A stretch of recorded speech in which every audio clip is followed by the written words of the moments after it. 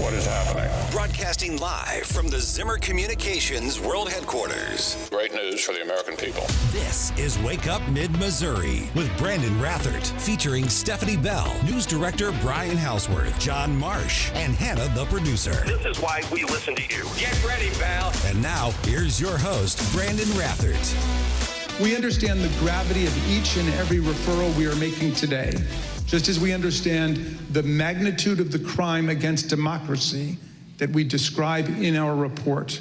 But we have gone where the facts and the law lead us, and inescapably, they lead us here. Accordingly, Mr. Chairman, in light of these facts, I ask unanimous consent that the chairman be directed to transmit to the United States Department of Justice relevant select committee records in furtherance of these criminal referrals. So just like World Cup tournament, that's over. Thank God. So yesterday, that's Jamie Raskin there. He's part of this bipartisan committee. You had 5 Republicans. By the way, all appointed by Pelosi, 5 Republicans, 2 people, Liz Cheney and Adam Kinzinger, who happen to have R's behind their names. And there was a movement from people like Kevin McCarthy. Well, hey, let's put some other people in. Nope, Nancy said, this is how we're going to do it. Just like this is how we're going to do it. And the House Speaker,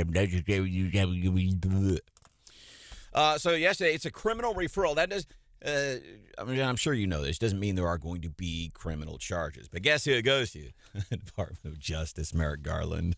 What do you think will happen there?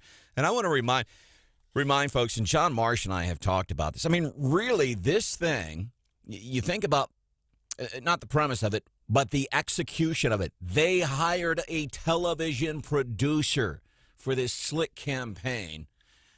And for whoever was watching it or whoever was paying attention, that could have potentially swayed some people. It was, from what I said, it was just too slick, John.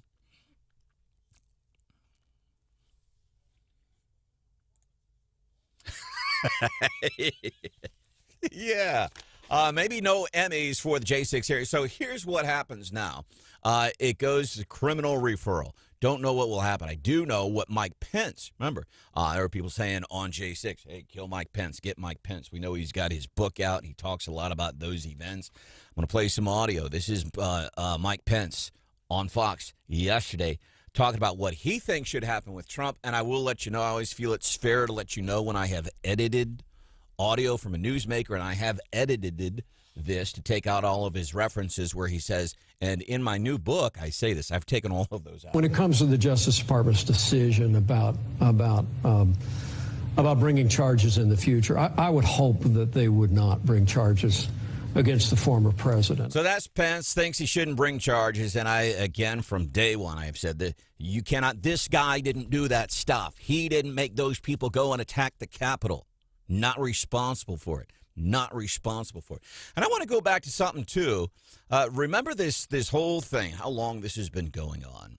I want to go back to some comments that Adam Schiff made earlier this week. I think that the evidence is there that Donald Trump committed criminal offenses in connection with his efforts. So I think the evidence was there. Somebody in the room, correct me if I'm wrong, wasn't Adam Schiff also the same guy say when it comes to Russian collusion? Yes. The evidence is there. And Ukraine.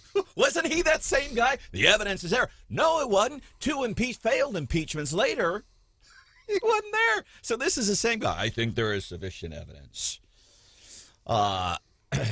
It's just, and that's a very progressive thing. It's always somebody else's fault. I can't afford to buy a house. Government needs to come up with affordable employee development housing because I don't have. It's not my responsibility. It's somebody else has to do it. I don't need to go out and get another job. I don't need to get a second job. I don't need to move to where the housing is more affordable. I need the government to do it for me. And that's a progressive way of thinking. All those people that went and did those things, well, it's somebody's fault. It's this guy that we don't like. It's his fault. Blows me away. Welcome to the show. Wake up. And do you think, does this do anything for whatever Trump supporters are left? Do you think, does this rally them? Or do they kind of, like more and more people are doing, and don't knock me, man. I love Trump. I got my butt kicked in 2015 when I supported Trump over Rubio and everybody else. But if you want, go ahead and start the insulting text at 874-9390. So what Trump supporters are left I wonder, do you think that rallies them? Are they kind of indifferent, or do they go, I'm paying as much attention to this now as I have paid since the inception of the start of these hearings?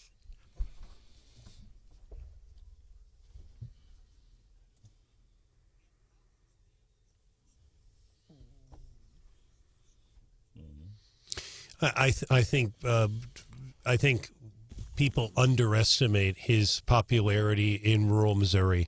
Just look at the numbers, the vote totals that he got in 2016 and again in 2020. If you listen to our audience, man, I definitely think he's still popular. Yeah. It is important to note very quickly, Brandon, that is a referral. Yep. Ultimately, it's the Justice Department. I mean, these media people, they need to understand that. It's a referral. That's what it is. It's up to the Justice Department. Ultimately, it probably rises to the level of the Attorney General, I would think, Merrick Garland. But ultimately, they are going to have to take a look at all of that. But, they can refer anything they want. It's going to be up to Merrick Garland and his team at the Justice Department. And maybe it does inspire Trump supporters, or maybe those folks that said, you know what, I'm washing my hands. I'm just moving forward. It's not that I dislike Trump, but I'm going to devote my energy and my emotional attachment to something else moving forward. And I hope, because listen, whether it's Trump or DeSantis, we need Trump's mindset back in America. There's just no other way around it, because we see what's happening now. Yesterday, Karine Jean-Pierre, to show you the lack of anything happening within the administration. Karine Jean-Pierre, we have news on Title 42 this morning. This was, by the way, an ask for this stay on Title 42, Missouri, and our soon-to-be senator and current Attorney General Eric Schmidt was a part of this. But yesterday, Karine Jean-Pierre, as we were waiting to see what SCOTUS would do with Title 42, and by the way, they have said, all right, we're going to pause the lifting of Title 42. This was supposed to go down Wednesday. And I will tell you, Americans nationwide, and especially our brotherly American neighbors along the southern border, are incredibly grateful that there's at least some type of reprieve. So Karine Jean-Pierre asked yesterday at White House briefing, so Kamala Harris, remember Biden appointed her to be in charge of the border. You remember Biden was just in Arizona while he was licking an ice cream cone. He was asked, why aren't you going on the border? He said, more important thing. Can you fact check that? Was he actually eating an ice cream cone when he said that? I don't know what he was doing. So Karine Jean-Pierre, the mouthpiece for the White House, being asked, okay, SCOTUS going to hear Title 42 today. The border, it's just atrocious. We now have cities declaring states of emergency. Nothing is happening. So Karine Jean-Pierre asked, so what is Kamala? She's in charge of fixing this. What is she doing? I'm wondering if there's any update from this side of the White House on what she's been doing and what she will continue to do as we're expecting an influx at the border after Wednesday. As you know, the president appreciates the partnership that he has with the vice president. You're right. That has been her charge, to work in a diplomatic way and finding the root causes of migration. Don't have anything to lay out specifically. So after you hear that answer from the mouthpiece for the White House, and you were to go to a fourth grader and ask a fourth grader, so what is Kamala doing at the border? Based on the answer you heard from the White House spokesperson, a fourth grader would be able to tell you, man, not a... Yeah. And I nothing. Take also something else. She said we're looking into the root causes of that kind of. I'm sure that grabbed attention from the Republicans on the Hill here in that. KJP, Karine Jean-Pierre. See, I don't like when my news guys, when Marsh or Hausworth gets upset. But now you got Hausworth upset because your ass. You're the. Yeah. Look out, man. It's in the reality is I see what she's saying. I mean, clearly there are some root causes, but that's not what. If you look at what the vice president was tasked with, it was essentially border security and down there. So, but there was no update. That comment she just gave, there was no update there. And that was the answer. And they talk about root causes. I can't remember who said it. Maybe it was Karine Jean-Pierre. But talking about, well, one of the root causes is climate change. That's why. I remember that. Yeah. That's why they're coming to America.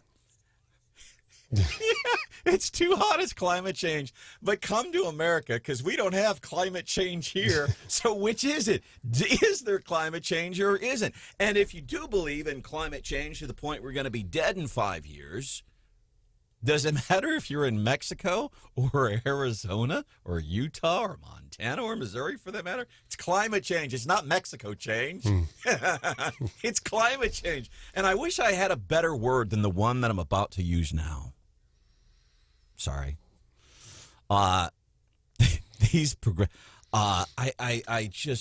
don't know a better word than stupid. And I wish I had a better. I don't like to use that word. I really don't. I don't like using the word stupid, especially when you're applying it to human beings. And Joe and Kamala and those people, they are human beings, but they are stupid. STOOPID, stupid. What's weather going to do?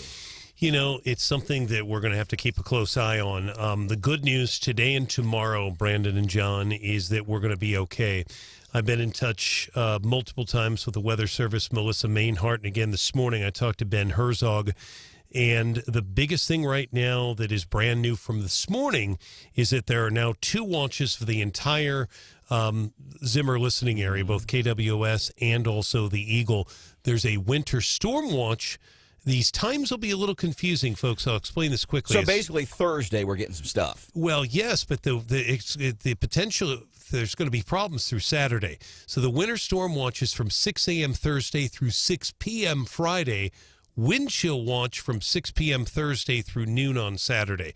So while the snow is going to mainly fall in Jeff City and Columbia overnight Thursday, but let's say between midnight and probably 3-4 in the afternoon, it's the aftermath afterwards, the blowing snow and then the plummeting temperatures that are going to cause problems to the point where the Weather Service is urging people not to go out Thursday if they don't have to. Consider alternative plans. Southern Boone canceled school already for Thursday. That tells you that's significant. And keep in mind CPS and JCPS will already be out. But that's what we're looking at. Numbers are still being adjusted, probably 2 to 5 inches. Folks, don't pay attention to the snow totals. Pay attention to the watches. This is a big deal because forget the snow totals. The snow totals may be a little misleading. It's the plummeting temperatures, the blowing snow. This is going to be a big deal, and make darn sure you are prepared and have some food. It's kind of like, to me, it's kind of like World Cup soccer. So there's not going to be a lot of numbers to this storm, not a whole bunch of snowfall, not a lot of scoring. But it's all the other tapestry that's happening behind the scenes that and hence the 2 watches, because I've never seen them issue 2 ahead of time like that. But that's what they've done. Fortunately, so as this is going down on Christmas Eve, Saturday, hopefully Sunday be cleaning up. This is really, really good sleigh flying weather for Santa Claus. Coming up, daily DC rundown, looking more in depth to what's happening at the border, including a lifetime look at what's happening. We're going to do that coming up 5 minutes from now on Wake Up Mid-Missouri on 93.9 The Eagle and 104.5 News Radio 950 KWOS.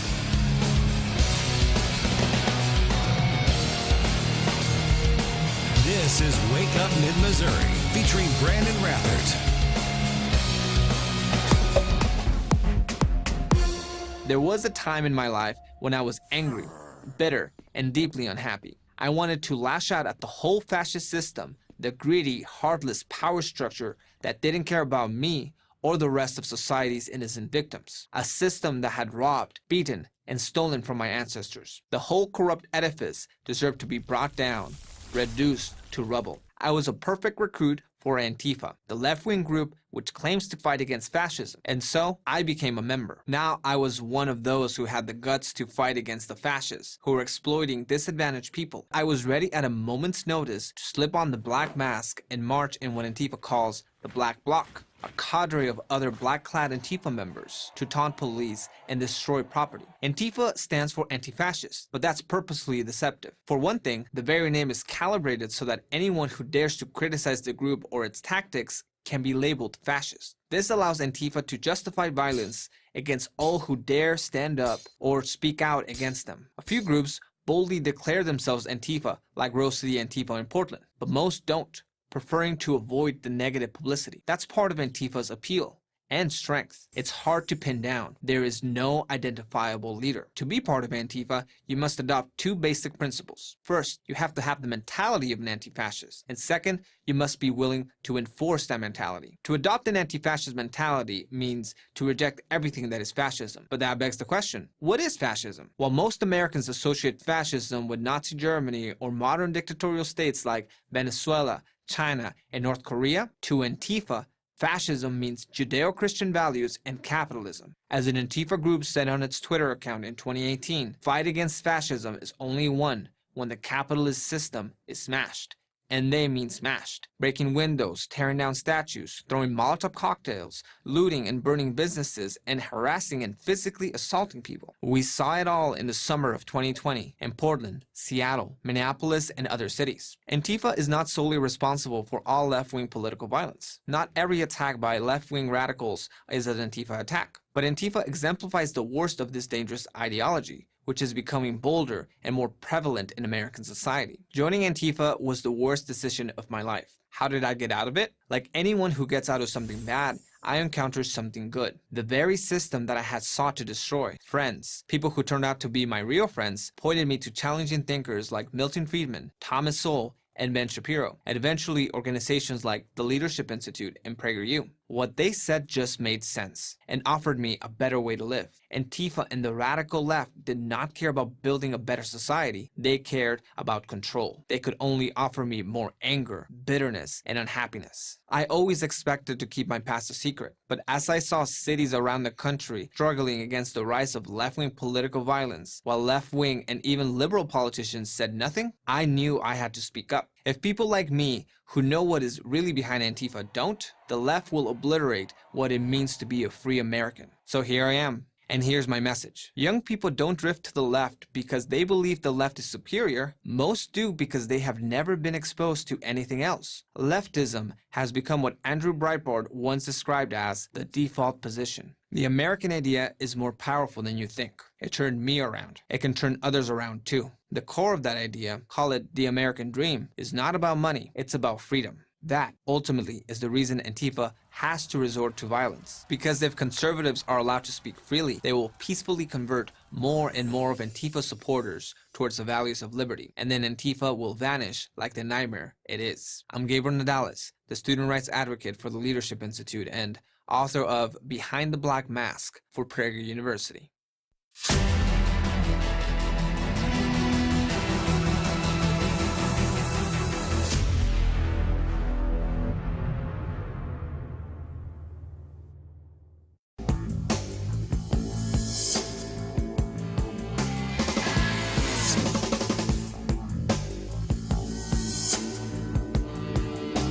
With the weather continuing to drop and the numbers continue to rise, we will continue to make sure we become proactive and have shelter in facilities for people to make sure we take them off out of the elements and continue to help them to go to the destination again of their choice. El Paso Mayor Oscar Leeser saying, hey, we're still prepping despite what SCOTUS did yesterday, specifically Chief Justice John Roberts, what he did yesterday, delaying doing away with Title 42. We are still prepping this morning. That's getting us into today's Daily DC Rundown. Suspense mounting this morning as we take a peek at the border. The future of restrictions on asylum seekers. See, now everybody is an asylum seeker. Everybody. As Supreme Court temporarily blocked a lower court order to stop turning back migrants based on rules set in place at the outset of the coronavirus pandemic. Conservative-leaning states, including Missouri, and our Attorney General Eric Schmidt want a reprieve, though it could be brief, as they push to keep limits on asylum seekers, arguing that increased numbers would take a toll on public services such as law enforcement. And these are all happening right now. They're taking a toll on law enforcement. Think about the number, even in mid-Missouri, John. We know there's several law enforcement entities. They're shorthanded. And I'm going to guess a lot of these places in any of these border cities, whether you're border states, Texas, Arizona, what have you, I'm going to guess they're probably having issues with law enforcement staffing too. So there's that. Oh, and then health care. How do we provide health? And how do we pay for it? Oh, I know. We take John's money. We take Hartzler's money. Here, we'll take it from you and give it to these people that are here illegally. They are warning officials in Texas. And by the way, to try to give you a better sense of what is happening in those border states, this is not a conservative talking point. This is a large mixture of Democrats, Republicans, independents, I would assume Green parties, Libertarian parties are saying, my gosh, please, somebody do something. This is a whole mix of lawmakers. This is not relegated to one party. Chief Justice, of course, John Roberts granting a stay pending further order, asking the administration of Joe to respond by 4 o'clock our time today. And this is just hours before originally the restrictions were slated to expire tomorrow. Department of Homeland Security, which is responsible for enforcing border security, acknowledged Roberts' order and also said the agency would continue preparations to manage the border. Kind of like we're doing now. Man. John, were you able to come up with another word for stupid? I don't have my thesaurus with me. I'm trying to think of all these words. Mentally challenged. There we go. Meanwhile, a judge dismissing part of a lawsuit filed by Kari Lake, the defeated Republican candidate for Arizona governor, but is going to allow her to call witnesses in an attempt to prove that she lost because of misconduct by election officials. Is pretty fascinating. So he didn't take everything, but he did say, you know what, Kari? Yeah, I think you should have the ability to call witnesses to prove some of your statements. I think that's pretty cool. Coming up just a few minutes from now, housing. Whether it's without housing or affordable housing, outhouses. City Councilman from Jefferson City, Ron Fitzwater. He's going to be joining us. This came up again at last night's City Council meeting. He's here 5 minutes from now. Incidentally, came up in Columbia, too. I think just local news is like the most important stuff to me, even though it's kind of like bad stuff going on around me, but it's the most relevant to me. Where I come from, there's an old plowboy out turning up dirt. Where I come from, there's a preacher man in a cowboy shirt. Where I come from, where a couple boys fight in the parking lot. No, nobody's gonna call the cops. Where I come from. See that door right there? Man, I swear that it ain't never been locked, and I guarantee that it never will. That old man right there in the rocking chair at the courthouse square. I don't know. I don't think I have a favorite news subject to talk about. I think anything that creates good discussion, anything that you can talk about with other people, that you can exchange ideas without getting angry at each other, and you can share opinions and broaden your own thoughts on things. I think those are the best subjects to talk about.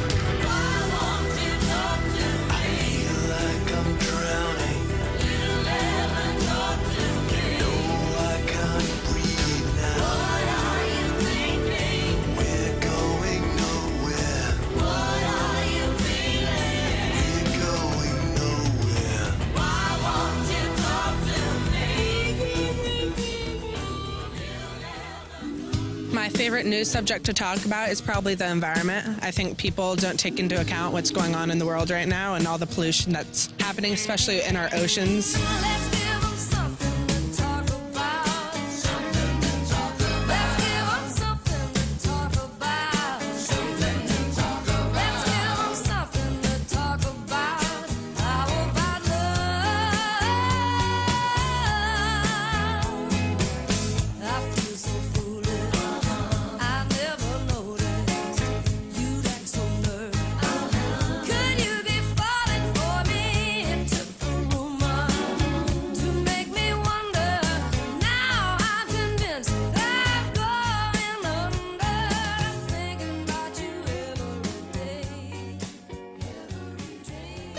My favorite news subject to talk about is I like the local news because it doesn't get into all these politics and actually tells you what's going on in your neighborhood.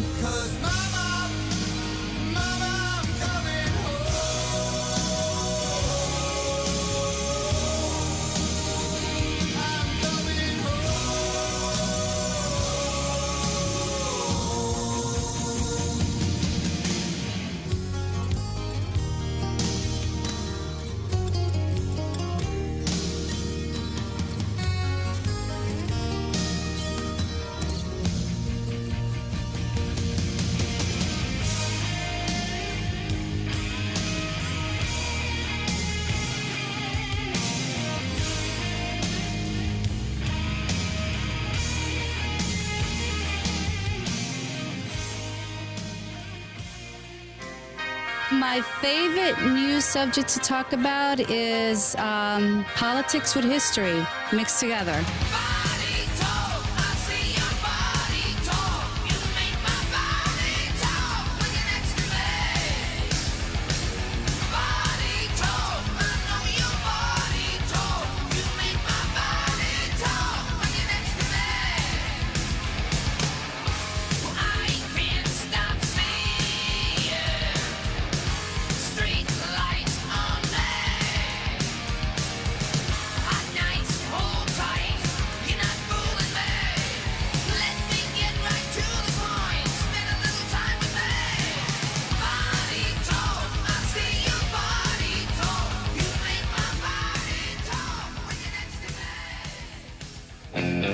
Favorite news subject to talk about is probably politics, just because everybody has their own opinion about it. I just like how they bash on Trump, and whether it's right or wrong, I think he's got a bum deal. But so I think it's fun to talk to people about it. We talk about your work, how your boss is a jerk. We talk about your church and your head when it hurts. We talk about the troubles you've been having with your brother, about your daddy and your mother and your crazy ex-lover. We talk about your friends and the places that you've been. We talk about your skin and the dimples on your chin, the polish on your toes and the run in your holes, and God knows we're gonna talk about your clothes. You know talking about you makes me smile. But every once in a while, I wanna talk about me, I wanna talk about number one. Oh my, me, my, what I think, what I like, what I know, what I want, what I see. I like talking about you. I just wanted to thank you very much for being where you are for 3 hours of my day. I'm a new listener and already a huge fan. You're calming for my soul. Hey, hey, baby, can't you hear me calling? So let's stay home and enjoy the view, 'cause I just wanna be loved by you, yeah.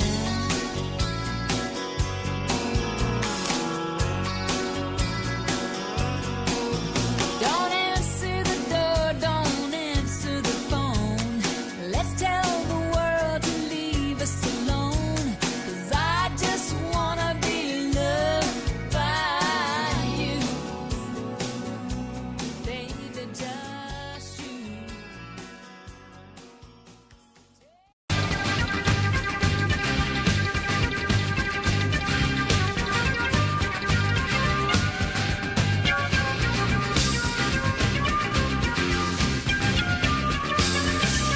Of course, we were all disappointed by the outcome not too long ago at MHDC. All of our members, both large and small employers, are very eager to work through a public-private partnership to try to address this issue. That is going Gary Plummer. He is the head of the Jefferson City Chamber of Commerce, making those comments last night, Jefferson City Council meeting, and the guy who got to play president of the city council last night, Ron Fitzwater, joining us on the show. When Mr. Plummer got up and made those statements, what was your reaction, Ron?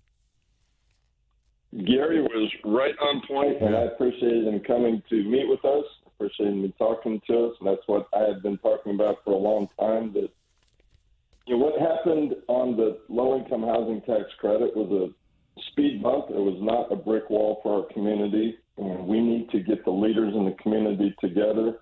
And Gary was right on point. I've had some great conversations over the last 10 days with some of those leaders, and Jefferson City is going to come out of this much better, but it's going to be a comprehensive look at housing, hopefully in our community. That's what we're going to propose, and that's what Gary talked about. And I so appreciated his leadership last night and his discussion.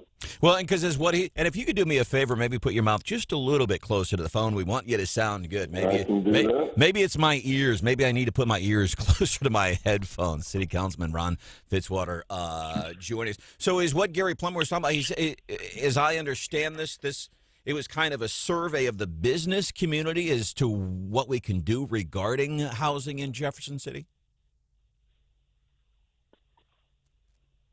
Yeah, the business community has been very engaged in this issue, as they should be. They were a part of the housing task force and trying to get to the point where on the low-income housing tax credits, it was unfortunate the way that was handled and the way it was presented to council. It, did not go through, but it opened up a dialogue in our community And I think we have gotten the message across. And again, Mr. Plummer has been a huge advocate that we've got to get the entire community involved in this discussion. And certainly the business community is a very important aspect of that. We've got to get private developers, and we've got to get others.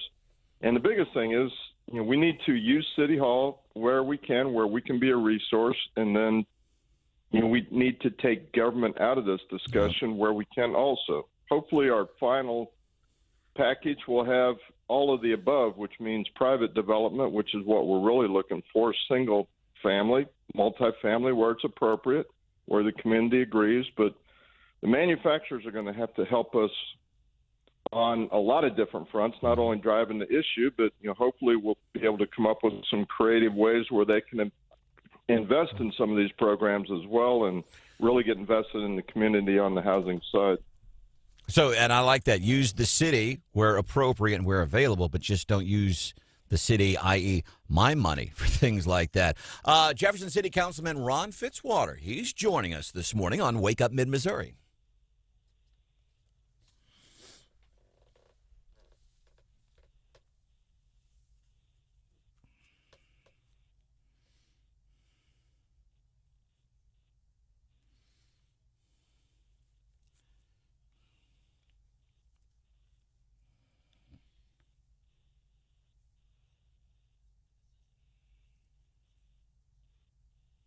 It absolutely is not. I mean, there's a lot of competition, especially now in this financial environment that we're in. Other cities have gone through troubles like we have. Now, I think we're the most recent to have such a significant tornado. So, I mean, there were some that thought that should automatically bump us to the top of the list. And obviously, we'd like to see things done in our community. But, yes, it's a very competitive process. But also, as the Lieutenant Governor pointed out, it's not the end of the road. One, these programs come back every year, the long-term projects. There's also other opportunities within MHDC for what they call a 4% program. And, certainly we're looking at that.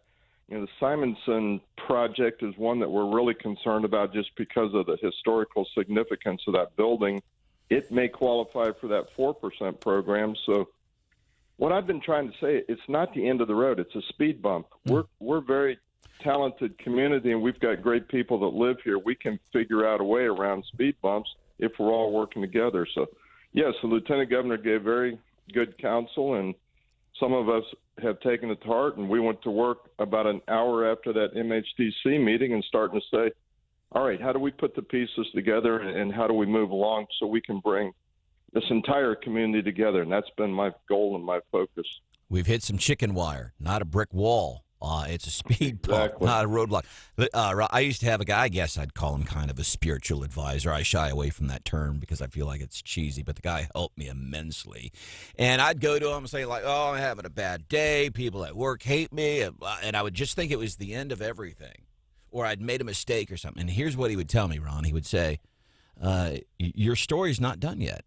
The book's not over. You're still writing your story. I thought very powerful stuff. And then this will be, I'm guessing, fun for a while. So November the 8th, voters approved the recreational weed. December the 8th, it's legally okay to have it within a certain amount. You still can't buy it or sell it, but you can. Can you gift it to somebody? I wonder if you can't buy yours. What if I just gave? I don't know how that works. But taxing it. We know the state's got to tax recreational weed 6%. Municipalities, based on that amendment, do have the ability to tax it at 3%. Any initial thoughts on this? We're still, I don't know, almost 2 months out of it, probably going on sale. Any thoughts on this, Mr. Fitzwater? Yeah, we had the first read of a bill that went through our admin committee a couple weeks ago. I mean, each municipality, and my understanding is it has to be a municipality, not a county, but each municipality has the ability to put a tax on up to 3%. So we had the first read. The recommendation coming out of our legal department and out of the admin committee was that we discuss approaching the voters about a 3%. So we had a discussion last night. Is next April the appropriate time to do it? Well, obviously, if you don't do it in April, it's going to be April of 2024 because we don't have November elections. If we were to do it in November, the city would have to foot the entire cost. So then you push it into 24. And some counsel from them that they've watched other states that if you don't implement it right away, it gets to be very cumbersome to try to bring it back. Now, there was some pushback, too, and I don't know where I stand on it yet. Mm-hmm. Our county did not approve the initiative, Amendment 3. Of course, it passed statewide. So, again, it's something that we need to go out and talk to the voters about and see what the voters are interested in. Obviously, the question is, should we put it on a ballot? And that does give the voters a chance to weigh in on it. But I would like to have that discussion prior to. But, yes, our city is on top of it. We had the first read last night, and it'll come back to us on January 3rd at our first meeting in the new year. And we'll probably have to make decisions very quickly if we're going to get it on the April 2023 ballot.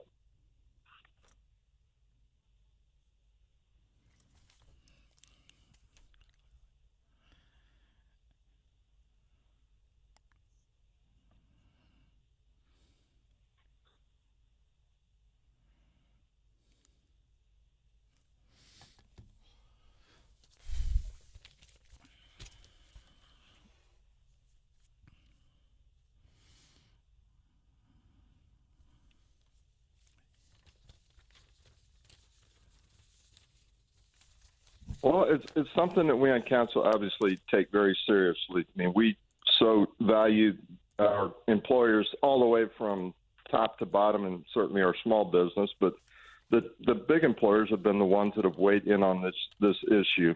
I think the important thing to remind people, and I think Lieutenant Governor Kehoe pointed out also, that this is a national problem. Communities all across our country are facing the same issue. Now, that doesn't mean we duck it in our community because it's important for our community, but it's not unique just to Jefferson City. It's something that communities across the country are wrestling with. But we need to sit down with them. We need to talk. We've got a meeting set up in a couple of weeks with 3 of the large employers to continue those discussions. And, again, we've got some other exciting things I think that will be coming available here soon, and working, again, with a broad cross-cut. But, yes, I mean, they have to look at their investments, how they can get employees in their facilities, and they make those tough decisions. I think we can sit down with them and continue to show that, again, it was not a brick wall. This community was not saying, absolutely, we do not understand there's a housing issue. It was, we've got to do it the right way, and we've got to get everybody to the table. And I think they understand that. I have not heard it directly from them. But, again, Gary Plummer talks to them regularly. I think he has a good feel. And I think his comments to me sent the message that this is a dialogue, but we need to get on top of it. We can't just continue to kick the can down the road. And I've made that comment on other issues. And I personally, I'm one of 10 votes, but I personally do not intend to kick it down the road. So we're not going to kick it down the road, but we're also not going to solve it by the next city council meeting. Jefferson City Councilman Ron Fitzwater on Wake Up Mid-Missouri, 93.9 The Eagle, 104.5 News Radio, 950 KWOS. Mr. Fitzwater, before we let you go, is there anything else that you would like to add so that we could be of service to the folks here in Mid-Missouri?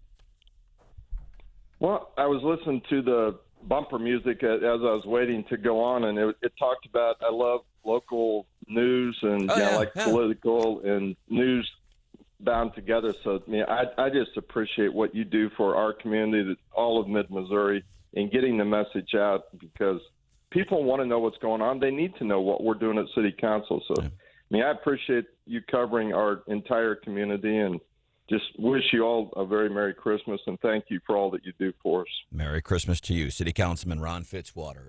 Jefferson City was interesting, John. I didn't see all of it, but I also saw some of the Columbia City Council meeting, and I kid you not. So affordable housing, it came up in Columbia last night, and it wasn't just as it relates to homelessness. It's like all of a sudden Jefferson City is starting this trend. And I know we've talked about affordable housing for years, but I can't remember. Yeah. And so Columbia, they got their money. But it came, and I don't know if it was if they tried to posit it as workforce development housing or affordable housing. But I got whiplash. Well, whoa, this is the Columbia City Council meeting after it was talked about in the Jefferson City Council meeting. Coming up 5 minutes from now here on Wake Up Mid-Missouri, Stanford University wants to know if you've been saying these bad words. I've been keeping tally, John, and one of the bad words, according to Stanford, you used already this morning. It's about 6:15. Yeah, what was the word? What are some other bad words you shouldn't be saying, according to Stanford? We're doing that 5 minutes from now. By the way, some winter weather coming up Thursday.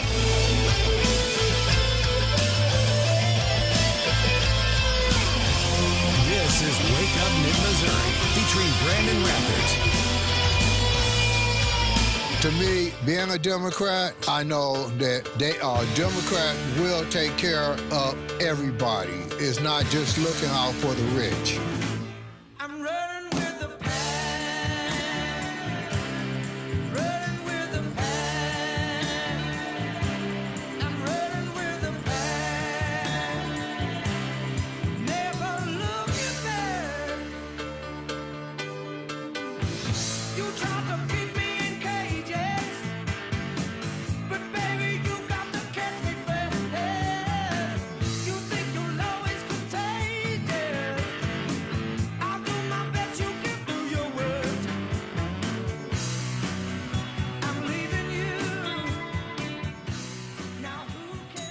Is the Democratic Party leaning more left? Probably not. The people on the left are having a louder voice now.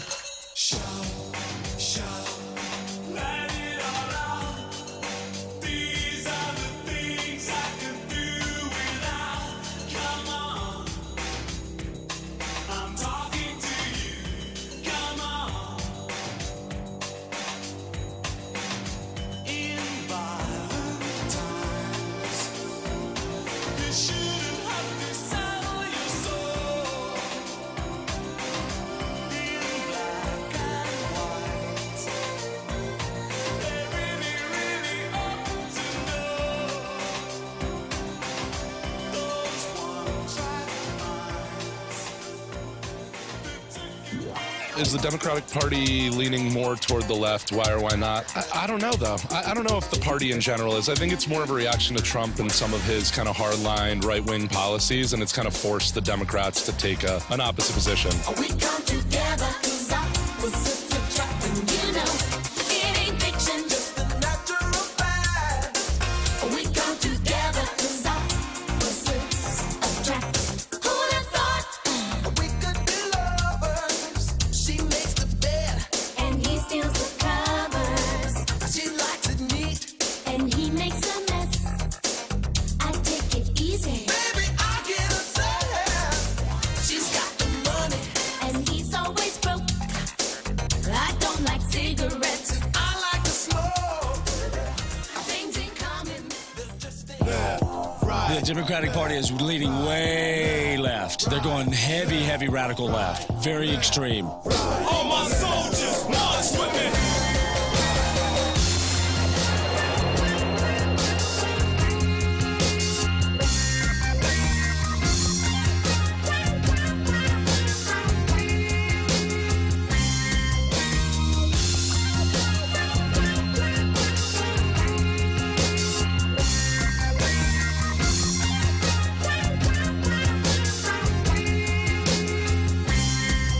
He laid on his back, his firearms by his side, hearing no sound, just watching the fireworks in the sky. Do I think that the Democratic Party is leaning further to the left? Yeah, I think they're becoming more centrist more than anything because they're losing their grip nationally. They're trying to appease more people, so they're actually like losing traction on issues that used to be really important to them, like as a means to try and gain more power, and it's not working.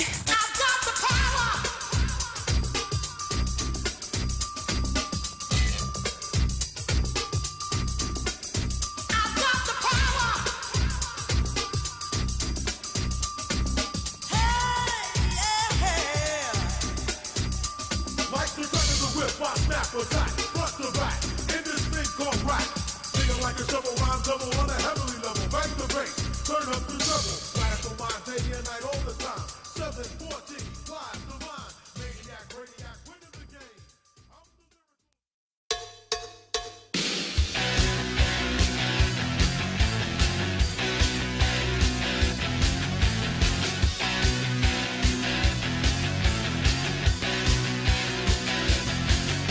committee has been doing important bipartisan work.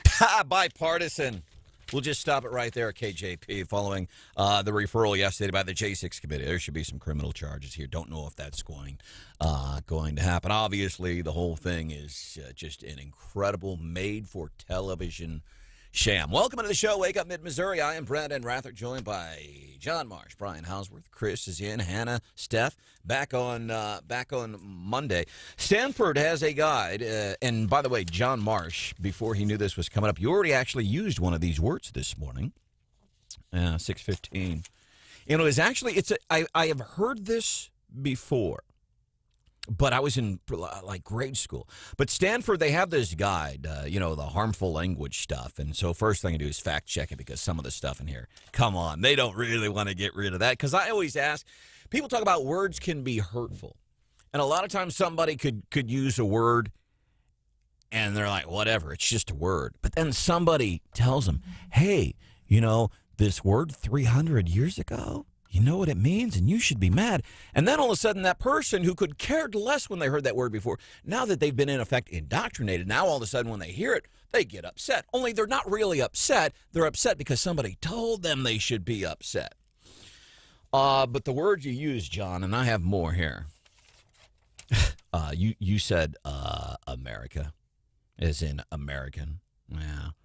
And this is one I actually heard in grade school.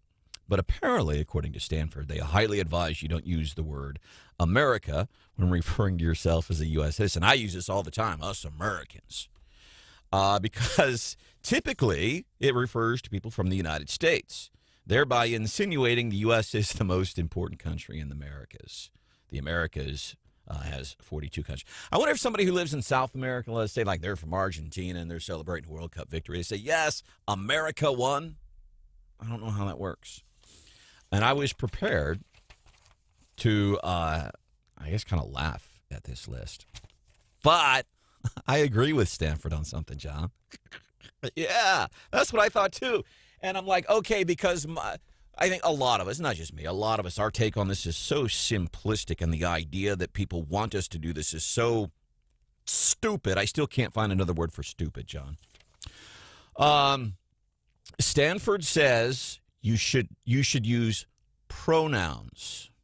You should not use preferred pronouns. Preferred pronouns, that's like when somebody says, well, my name is Lisa and I prefer to be called she or whatever.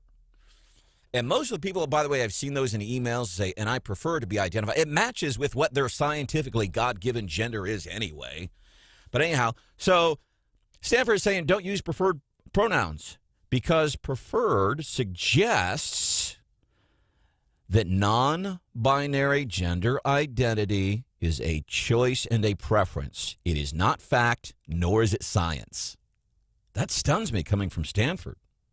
Don't use words like freshman and Congresswoman, because the gender binary language does not include everyone. So how am I supposed to talk about Vicky Hartzler being on the show at 8:35 this morning, John? Congressperson? Yeah. Don't use Congresswoman. Don't use pronouns. Maybe I'll ask Congresswoman Hartzler. Congressperson Hartzler, what do you think about Title 42? Grandfathered. Don't use that word, because it's got history. Use legacy status instead. Or like we do with John, just use the word legend. Don't use phrases like that have violence in them. Beating a dead horse. Pull the trigger. Killing two birds with one stone. Don't use those words. My goodness. I wonder do people get paid to sit around and think of these things? Yeah. We just sit here and just think about stupid stuff. Ignorant. Karen. Don't use Karen. It's replaced with demanding or entitled white woman. Mindless. I like it. Coming up. City Councilman from Columbia, Matt Pitzer, is here. Homelessness. City Council meeting last night. It's 10 minutes from now.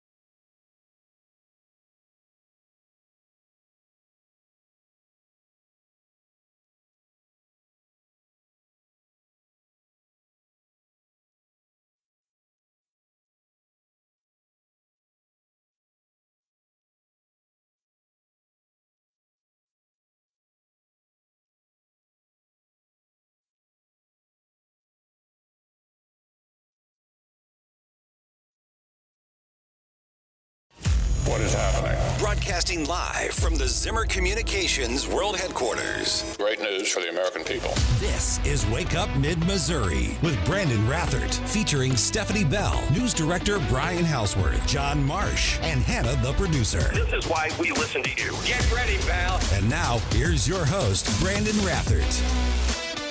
I think that the evidence is there that Donald Trump committed criminal offenses in connection with his efforts to overturn the election. And viewing it as a former prosecutor, I think there's sufficient evidence to charge the president. Adam Schiff. I think there's sufficient evidence. So this moves forward. And by the way, it's just a referral for criminal charges. That's all it is. Goes to the Department of Justice and Merrick Garland. Guess what will happen there? But, you know, it occurred to me, Adam Schiff, I think there's sufficient evidence. Wasn't Adam Schiff one of the main drivers behind Russian collusion? There's evidence there. Russian, like 2.5 years, impeachments and all that stuff. So that's the same guy. I think there is sufficient evidence there. Listen, in this this very slick, highly produced special television event, which might even garner an Emmy. Wouldn't surprise me, John, would you? I wouldn't be surprised if this, seriously, progressive Hollywood, if they nominated J6 Hearings for an Emmy. I would not. I wouldn't be shocked.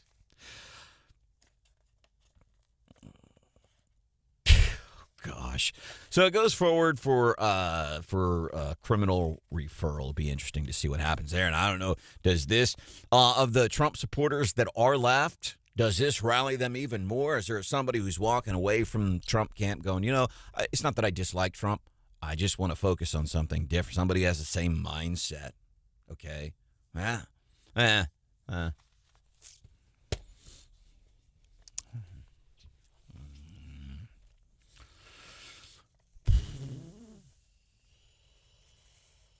Oh, what's the song from Disney's Frozen? Leave It Alone or something? Or, oh, gosh, what is it, man? Let It Go. Let It Go. That's the song from Let It Go. Then the other thing is going to happen about 4 o'clock our time today. Joe Biden's White House, they're going to respond to this, to Chief Justice granting basically a reprieve on on ending Title 42. Now, this, I'm telling you, I promise you, and I hope you share this with your friends and coworkers today. This thing with illegal immigration at the border, you had politicians and people all across, even the people, you know, that are, they're human beings. We need to let them in, and we feed them and give them health care. We'll give them a home, even though people in Jefferson City and Columbia can't find homes. We'll give these. And then people are looking around. Gosh, we can't do this anymore. And they were freaked out by the ending of Title 42 for tomorrow. And there's, by the way, a huge number of Democrat lawmakers that are coming forward and say, Joe, please, Kamala, Mr. Mayorkas, will you please do something? Welcome into the show. Wake Up Mid-Missouri.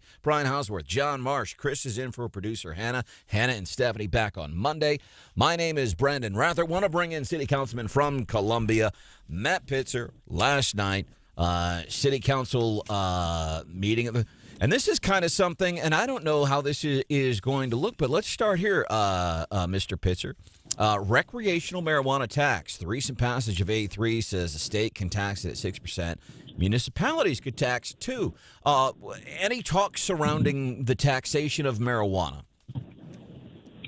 Yeah, that bill was introduced last night, and so we'll take it up for debate and vote on it in January at our next meeting. So, yeah, the amendment allows municipalities to add a 3% sales tax on top of, the existing. It's going to be taxed at the same rate, but there's the ability to add another 3%.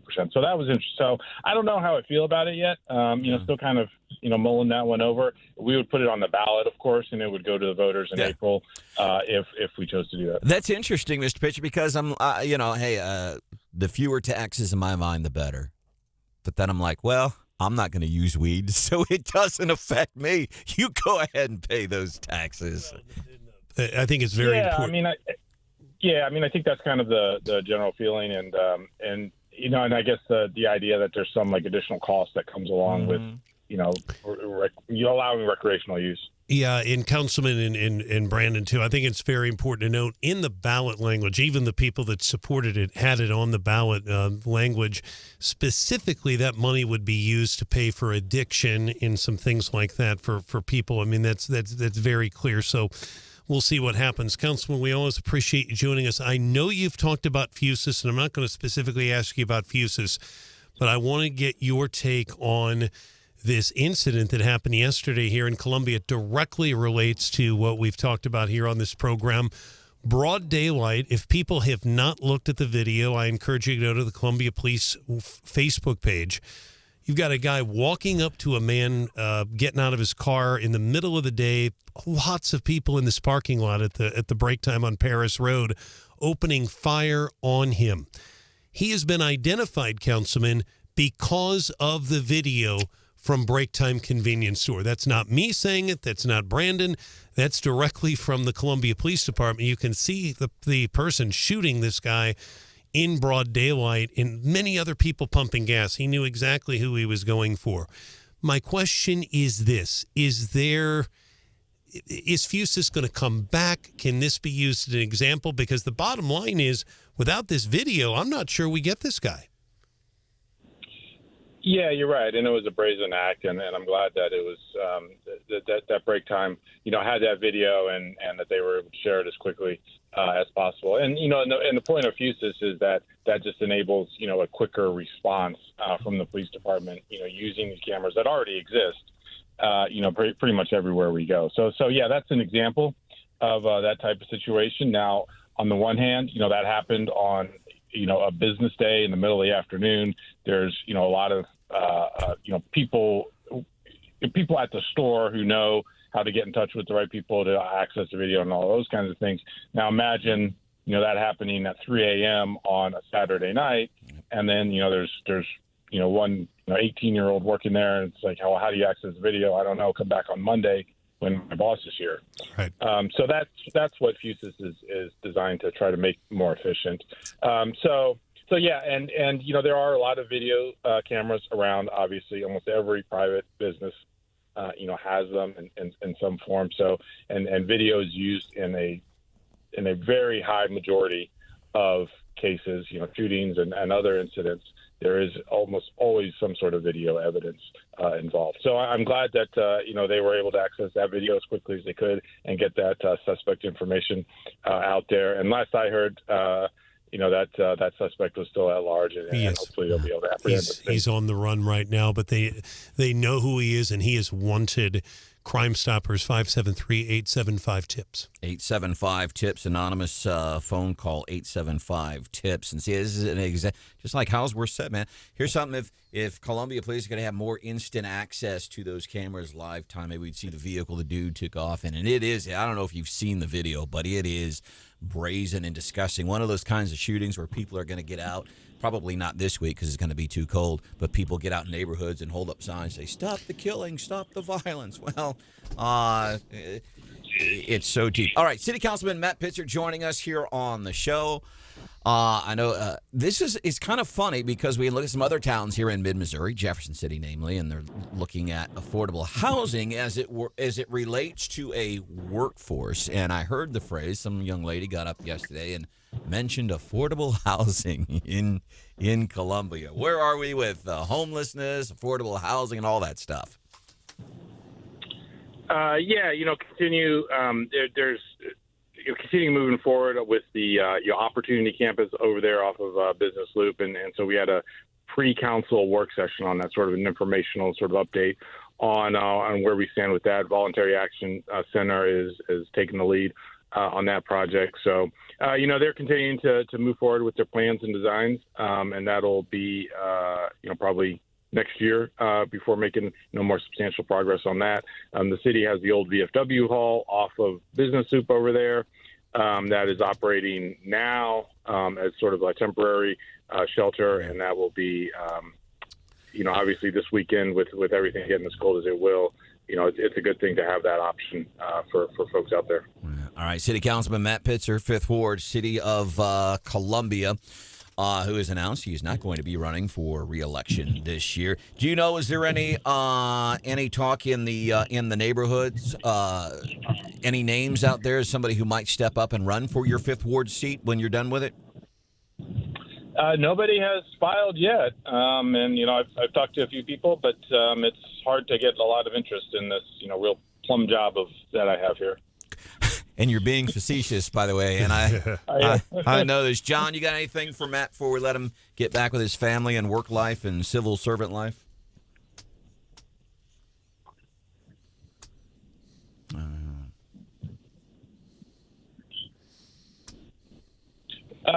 So anybody who applies for that board, they have to go through a background check, and we get their any criminal history or convictions that they've had, we get a record of that. So apparently, we were supposed to have an agreement with the state in order to access their information that required a fingerprint agreement. So the proposal would have required fingerprints for anybody applying for CPRB. And we voted that down. The background check piece of it is still in place. But I think there's just, the concern about taking it a step further and, asking for fingerprints is, it's kind of an intrusive step. And, is that going to affect, the types of, the number of people who are interested in that board? Yeah. All right. Matt Pitzer, City Councilman, Columbia. Thank you, sir. Absolutely. Happy holidays. Merry Christmas, guys. Happy holidays to you, too, because we need more people like December Harmon on that Citizens Police Review. Well, it is interesting about the fingerprints, but worth mentioning very quickly on the Columbia City Council, they had a ton of reports on a lot of housekeeping measures, and we covered a lot of ground. They've canceled their January 3rd meeting. They've done that because they got so much done in the last couple of meetings. So they'll only meet once in January. That'll be Tuesday, January 17th. And just so you know, we are canceling Wake Up Columbia tomorrow and Thursday because we've already done a lot in the first 2 days. So, I want to highlight this. Saw this last night, City Council meeting in Columbia regarding affordable housing. Now, one of the reasons why we have such a big unsheltered problem is because we don't have affordable housing here in Columbia.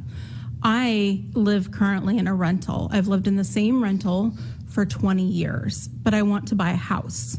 I have been searching. I will not be able to afford a house in Columbia.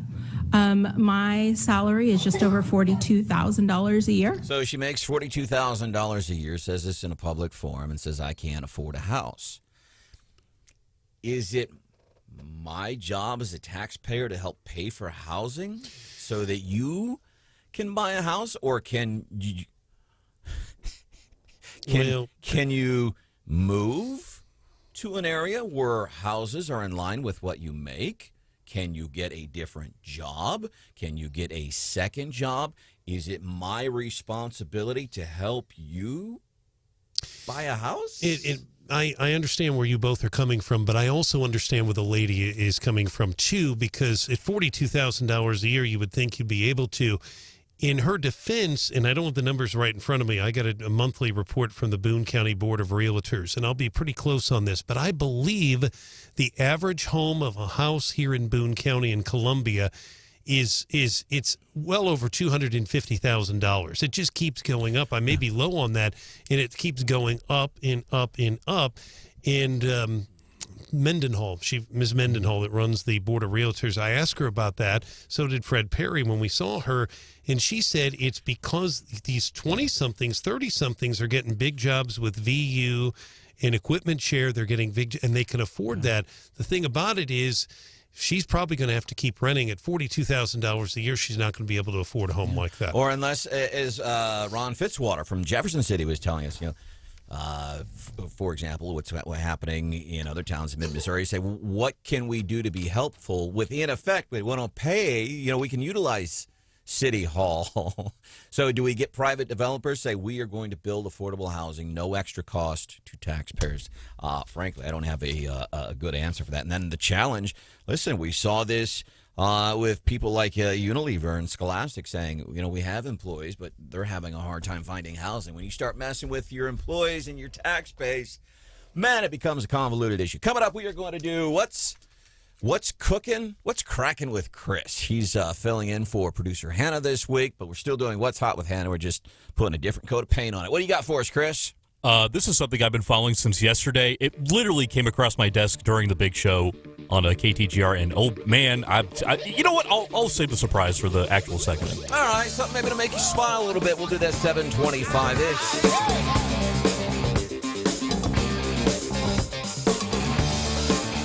This is Wake Up Mid-Missouri, featuring Branden Rathert.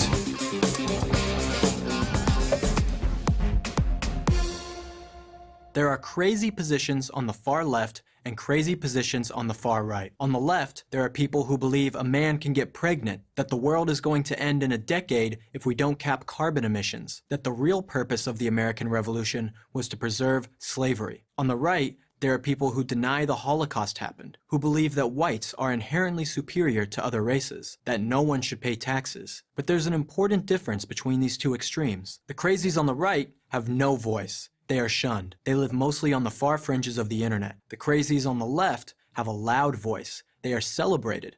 They live in the halls of Congress, in state legislatures, and in governors' mansions. In light of this distinction, it might be interesting to ask ourselves this question: which group, the left or the right, is more radical? We can arrive at a common sense answer by posing this thought experiment. What would America look like if the left got everything it wanted, and what would America look like if the right got everything it wanted? Let's start with the left. Taxes would go up on individuals and corporations to pay for more social programs. Everything from universal child care to free college tuition. Many on the left call for income taxes as high as 70%. Private health insurance would be abolished.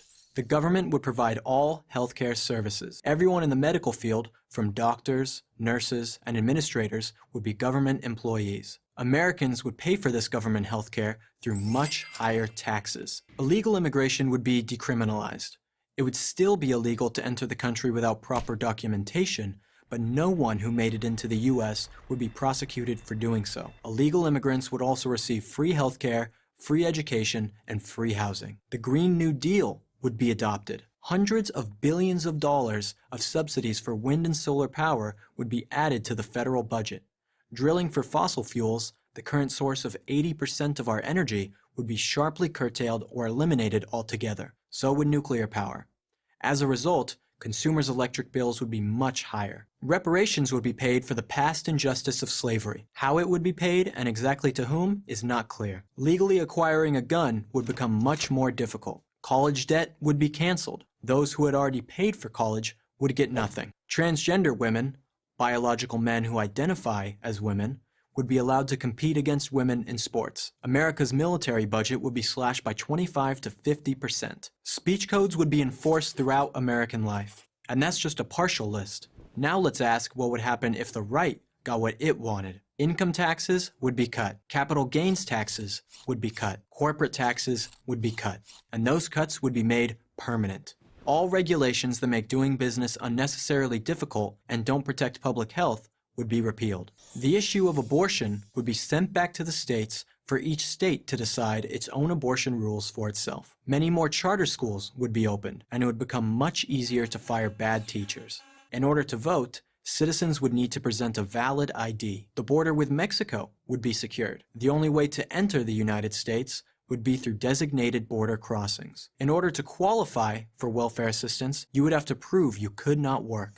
The healthcare system would be open to free market reforms. For example, insurance companies could sell policies across state lines. Students in elementary school would recite the Pledge of Allegiance at the start of each school day. So what can we conclude from our experiment? It's not hard to figure out. If the right got everything it wanted, the government would get much smaller. The citizen would have more freedom. If the left got everything it wanted, the government would get much bigger. The citizen would have a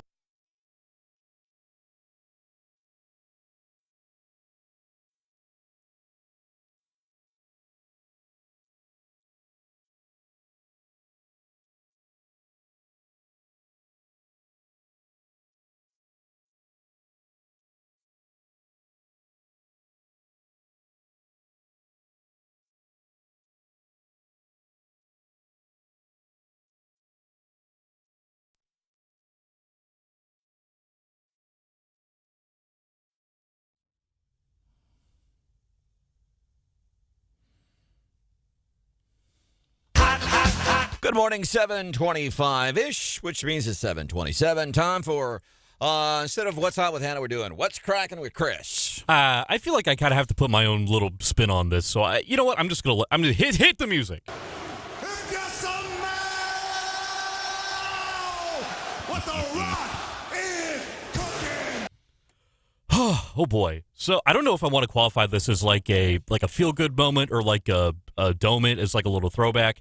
So there's this Chiefs super fan, right? If you remember, like Fireman Ed for the Jets, yeah, one of those kind of guys named Chiefsaholic, big, well known on social media, always showing up to games in a wolf suit with like Chiefs gear on. Everyone knows him. So this guy goes radio silent for a few days. People kind of notice during the Texans game, and it's pretty uncharacteristic. Nobody really knows why. They found out yesterday because, as it turns out, Chiefsaholic was busy robbing a bank. Oh, really? Yeah, dude. He was booked for armed robbery on the 6th. Yup. Now, not the Chiefs, not the mascot, not the no, not Casey Wolf. No. This is some guy totally unaffiliated with the Chiefs at all. Just a guy who loves the game. Guy who routinely puts up like thousands of dollars on like Chiefs money lines every week. Something crazy like that. Booked for armed robbery, and apparently he'd been doing it for a minute. So that's kind of what we've been preoccupying ourselves with as we kind of wait till Christmas Eve for actual game. You'll even occasionally, once in a while, you'll see that guy in a clip like on ESPN or something. I mean, he's definitely they'll cut to the stands, and they'll be just like dudes going crazy in all this like really audacious like Chiefs gear, and he was one of those guys when they caught him. Yeah. Gonna put money down with the money he was gonna steal. Coming up 5 minutes from now here on Wake Up Mid-Missouri on 93.9 The Eagle and 104.5 News Radio 950 KWOS. Big announcement from the governor of Missouri today. I think he's coming out with some non-fungible tokens. I don't think there's a different announcement, and it could be impactful to us. It's coming up 5 minutes from now.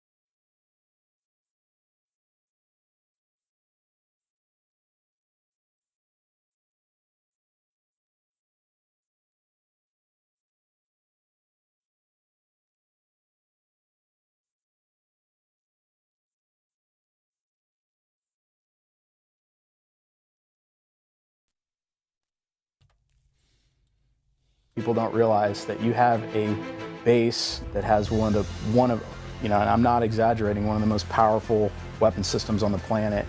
Just the strategic deterrence that the bomber fleet, and in particular the B-2, what that brings for the nation, it's almost impossible to really calculate that. And that dude is not exaggerating. The B-2, Whiteman Air Force Base, what they do strategically from a global point of view as it relates to war, nuclear bombs, all that, pretty substantial stuff.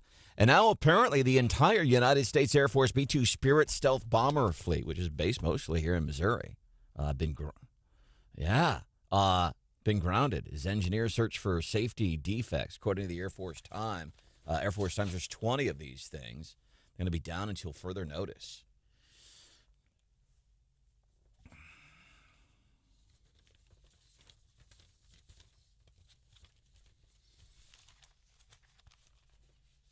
Yeah.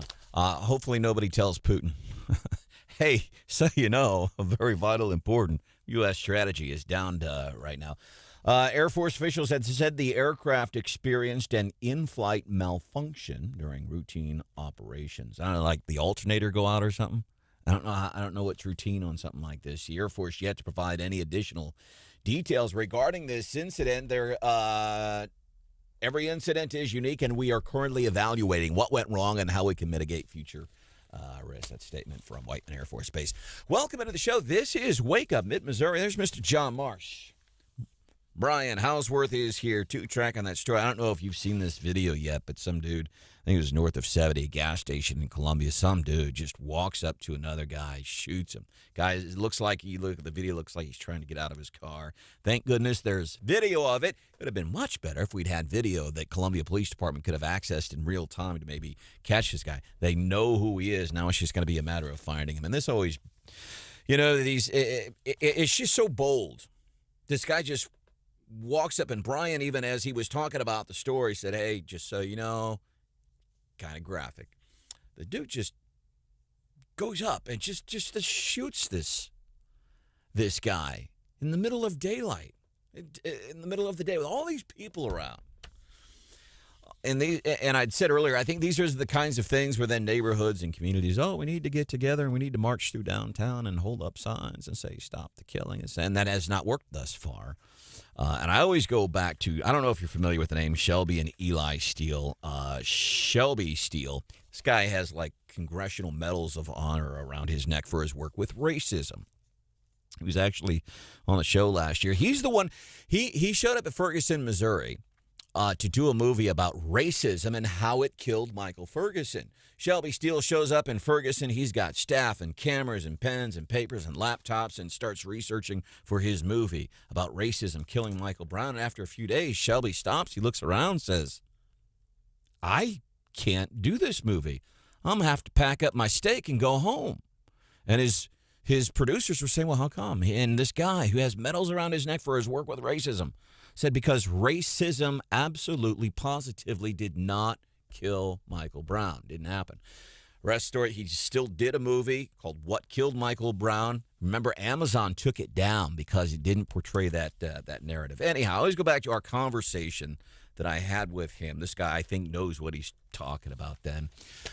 He said, for example, when we talk about, let's say, for example, violence in, let's say, for example, black communities, he said, I don't know what you do about that because a lot of these people, not all of them, a lot of them in those communities, which he says is fostered really by Democrats, you don't need to do anything. You don't need to work. We'll take care of you. And that's according to Shelby Steele. He says it's the Democrats that continue to let this problem fester. So to just go out and say, well, quit killing. Nobody is out with a gun getting ready to rob the vape store or whatever and goes, oh, I heard in the radio I should quit killing people. I was driving through downtown this weekend and I saw somebody holding a sign that said, stop the killing. I'm not going to do it. It just simply does not work that way. And the solution, according to Mr. Steele, is so deeply, because you're talking about, I don't even know if generational is the right thing. But you're born into an environment, and that's your environment, and that's what you know. And then you're 4 years old, and then you're 6 years old, and then you're 10, and then you're 15, and that's what you think is normal because you grew up in it. You don't think of it as wrong. You think, oh, yeah, this is normal. Go to the gas station and shoot this dude. Crazy.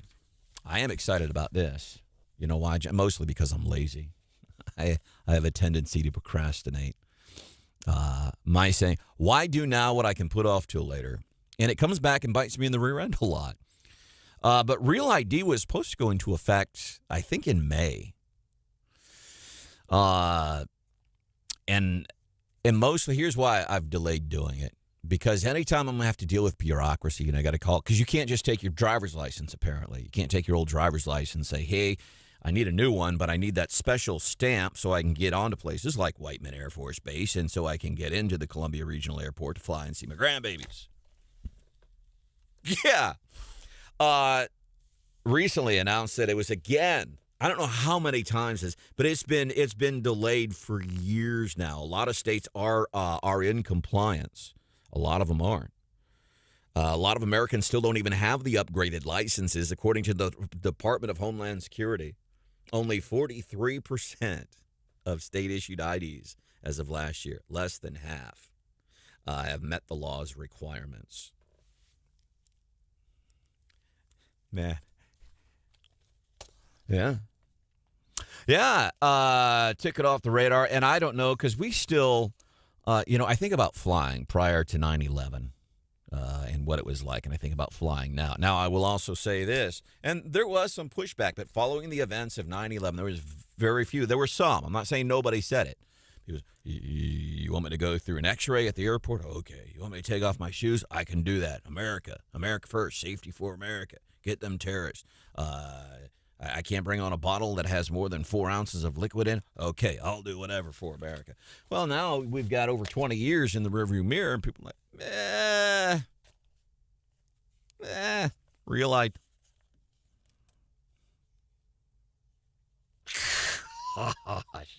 And then the other question is, would this have any significant impact on airline safety?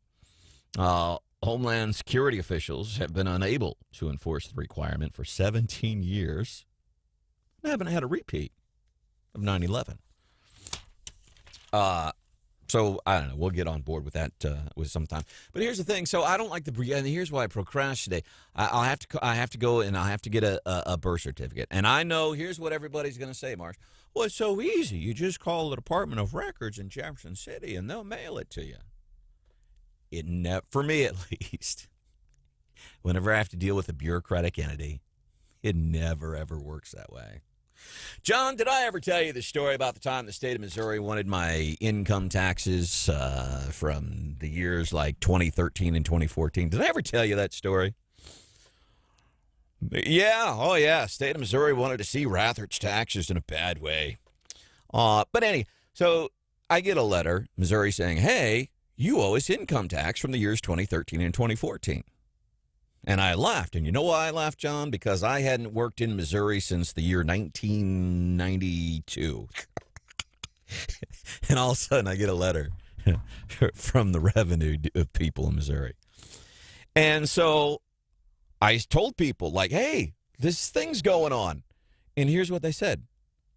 Oh, just call them. It'll be real easy. My gosh. And this is one of the reasons I don't like dealing. Anytime you're dealing with bureaucracy, it just, we always, this is simple. Anyhow, several months later, and getting the help of my local state representative, Sarah Walsh, by the way, I had to send the state of Missouri, I had to send them proof that I did not work here. Florida. Yeah, and I'm like, well, look at your record. You can see I didn't work here. Well, you got to send us proof. God.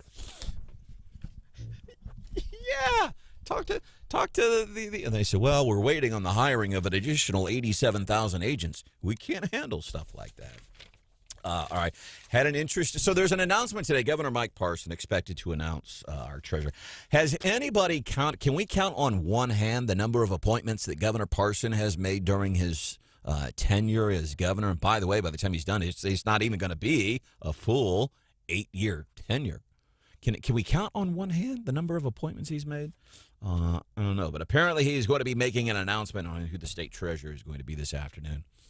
So there's been a lot of talk. One of the names, and John, you probably have heard some other names. One of the names I kind of kept hearing was Holly Rader, state senator. Yeah. So I'm texting Holly yesterday. I'm like, hey, sounds like there's talk, that this is going on. I said, if this is something you would like to talk about. And she said, well, and she was kind of hesitant. I get it. She probably didn't want to come on and talk about something that may or may not happen. But there's other things that we could have talked about. And then she says, okay, and we agreed on a time. So then I get a text later at night. Said, hey, it's not me. Just saw where the governor has called a press conference for tomorrow on the treasurer job. I have not been asked to come to Jefferson City, so I didn't make the cut. Yeah, she's like, it's not me. And well, you might be. It's a very valuable, very important, very impactful decision. You look at some of the things that Fitzpatrick has done over the past years, especially like when it comes to returning people's money to them and stuff. It is an impactful position. So it's not going to be Holly Rader. Any other names you're hearing on the streets, John?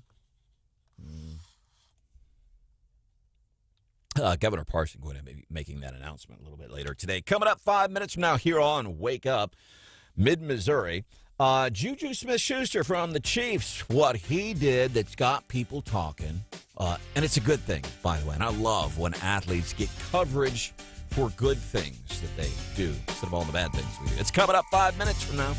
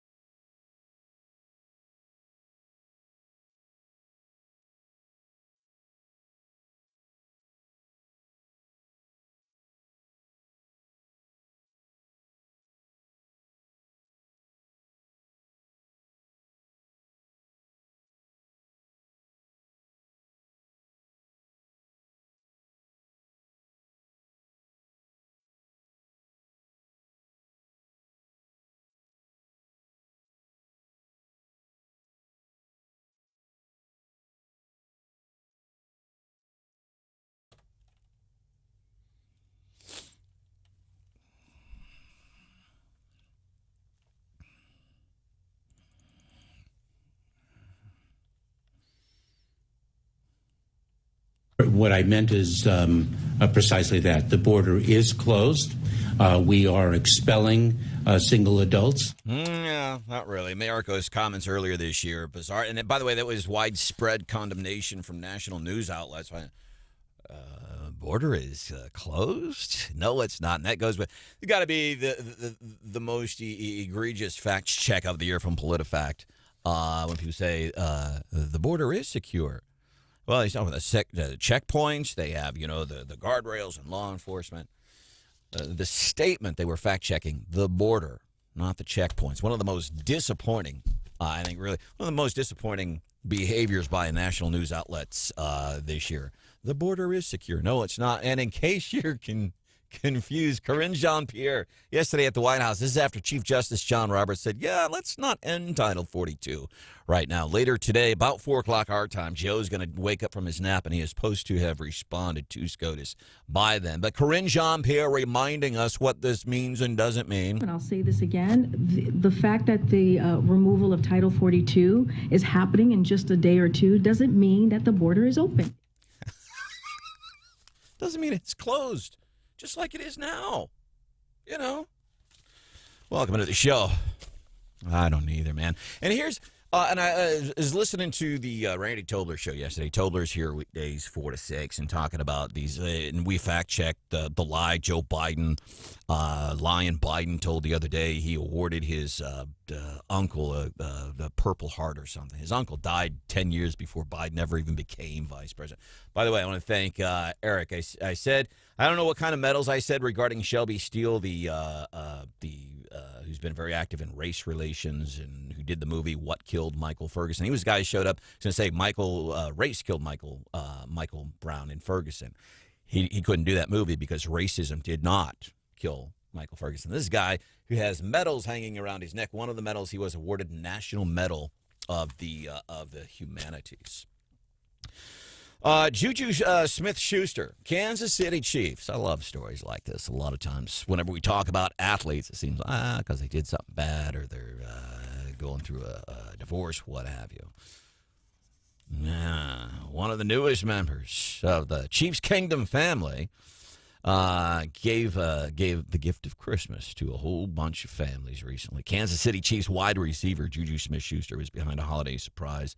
Him and his foundation paid off almost $10,000 in layaways at a Kansas City area Burlington store. No, I think that's cool. And I always envision the people that show up, let's say whatever it is you're paying, whether it's late, whatever it is, you're going to pay off something. You've been paying it and working for it and waiting for that day, and you show up and somebody's, it's paid off, man. You're good. So it's cool that that Juju Smith-Schuster did that. But it's that feeling that's created. And I get a little sappy here, and I know it. But that feeling that he created for somebody else. Somebody's heart smile. Man, somebody paid off my stuff. How cool is that? I don't have to pay for that. I just always think it's really cool, and I think it's important that we mention whenever people do good. Coming up a little bit later, so more reaction following the J6 thing. I still think, J6, they hired this television producer to do this slickly produced television show. And there's no defense, by the way. It was just all one-sided. And it was, wink, wink, bipartisan. You have 5 Dems, a couple of Republicans. Well, a couple of people had R's behind their names. Adam Kinzinger and Liz Cheney. So more reaction coming in from that, including what Mike Pence had to say. I thought was interesting too. I just hope the whole thing is silly. And here's, one of my hopes, and I don't know, maybe does this rally Trump supporters? I mean, he released some non-fungible tokens on Friday. 40,000 of them sold out that day. 40,000+. So we're excited about these non-fungible tokens. And now does this rally Trump supporters?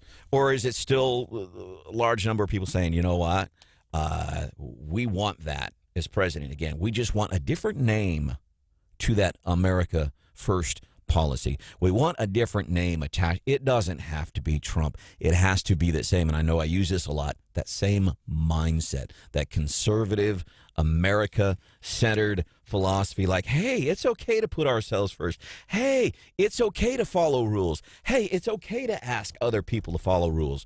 Whatever name, if it has DeSantis, if it has Nome attached to it, if it has Trump attached to it, those would all be fine. By the way, Congresswoman Vicky Hartzler, we've asked her to comment regarding this Title 42 decision and the J6 committee. She is joining us 8:35 this morning.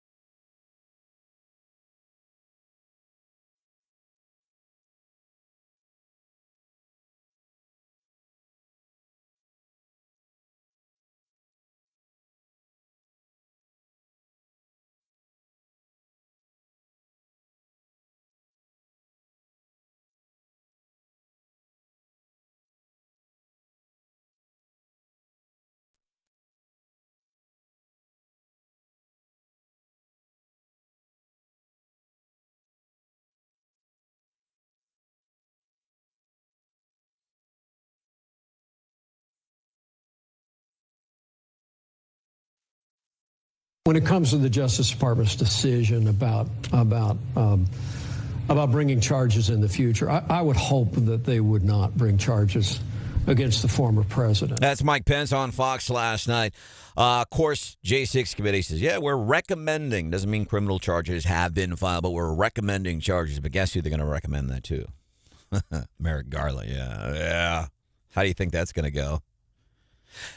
Yeah, and here's part of me wants to say, okay, yeah, it's natural for them. Yes, we finally got him. We finally got him on stuff, which I still think is BS. Trump didn't go and do that stuff at the Capitol. It's somebody else. I just completely fall away from that idea, holding other people responsible for something other people did. I just vehemently disagree with that whole mindset, which is the progressive thing. We heard a woman at the city council last night meeting in Columbia say, well, and she said publicly and openly, I make $42,000 a year. I've been renting for 20 years. I can't buy a house because there's no homes.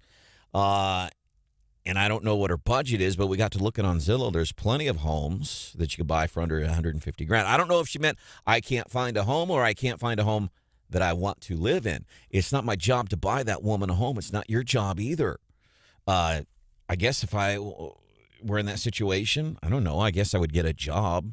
I would say a second job, but that would require that I get a job in the first place. I'd have to get a second job, maybe change careers, maybe move to somewhere where it's affordable for me. Yeah.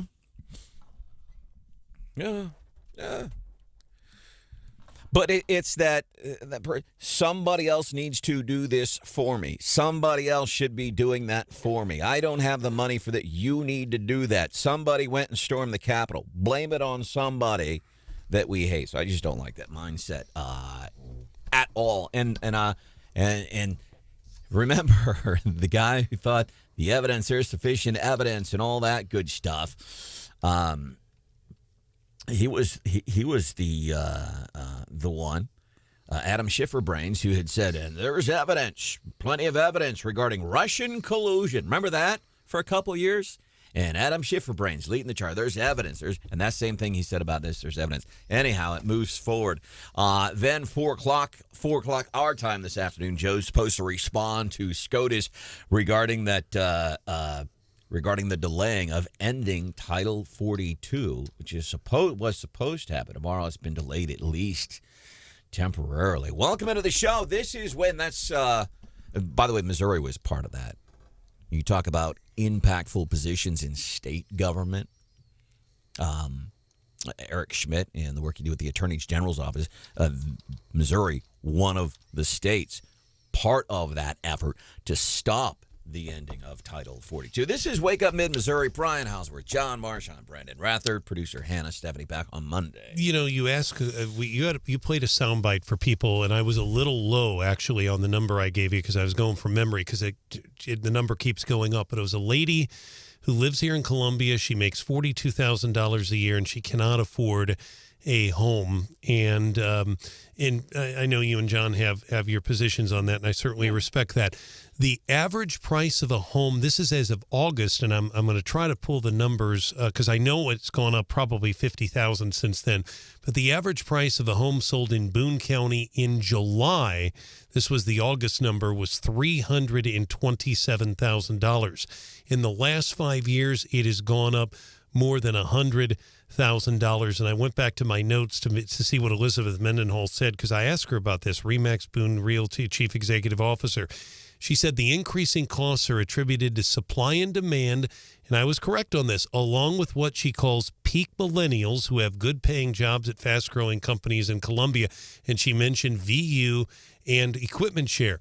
They are offering big salaries. I mean, these are 20-somethings, and they're getting paid good money, and they're buying these big homes. But think about that. If this lady you played the soundbite, she's making $42,000 a year. If the average price is $327,000, I'm not a banker, but I'm thinking she's going to probably have to rent. But that number just keeps going up and up, and we are higher than any other city that I'm aware of in mid-Missouri. Here's her comments from last night's city council meeting. And I'm not trying to knock this woman. It's, again, it's that mindset. She was very, and I appreciated her openness, actually. And this is how much I make a year. Now, one of the reasons why we have such a big unsheltered problem is because we don't have affordable housing here in Columbia. I live currently in a rental. I've lived in the same rental for 20 years, but I want to buy a house. I have been searching. I will not be able to afford a house in Columbia. My salary is just over $42,000 a year. So she's been renting for 20 years, wants to buy a home. She says there's not affordable housing. And I, again, I'm not knocking this woman, who doesn't want to own a home. But you rent for 20 years. And I don't know if you're making $42,000 a year. What is is it like when you buy an engagement ring? It's supposed to be 3 months salary or something. Is there a generic formula, John, that you're ever like it's double, whatever your yearly salary is, it should be double that, the cost of one. I don't know what that number is. Yeah. Yeah. She wouldn't be able.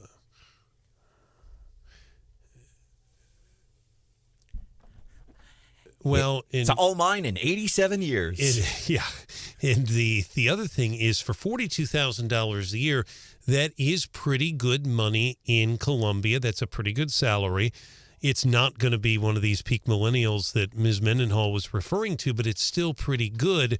But, and I don't have these numbers right in front of me. I've crunched these numbers at Ready, and that is there are a lot of people in that range here in Columbia, Boone County, and I'm sure in Jeff City as well that work for the state. They're in that $42,000 range. We have a lot, though, that are in that lower tier that make even less than that. And then not so much in the, it's 75 to 100, but I was shocked at how many are in the 100 to 150.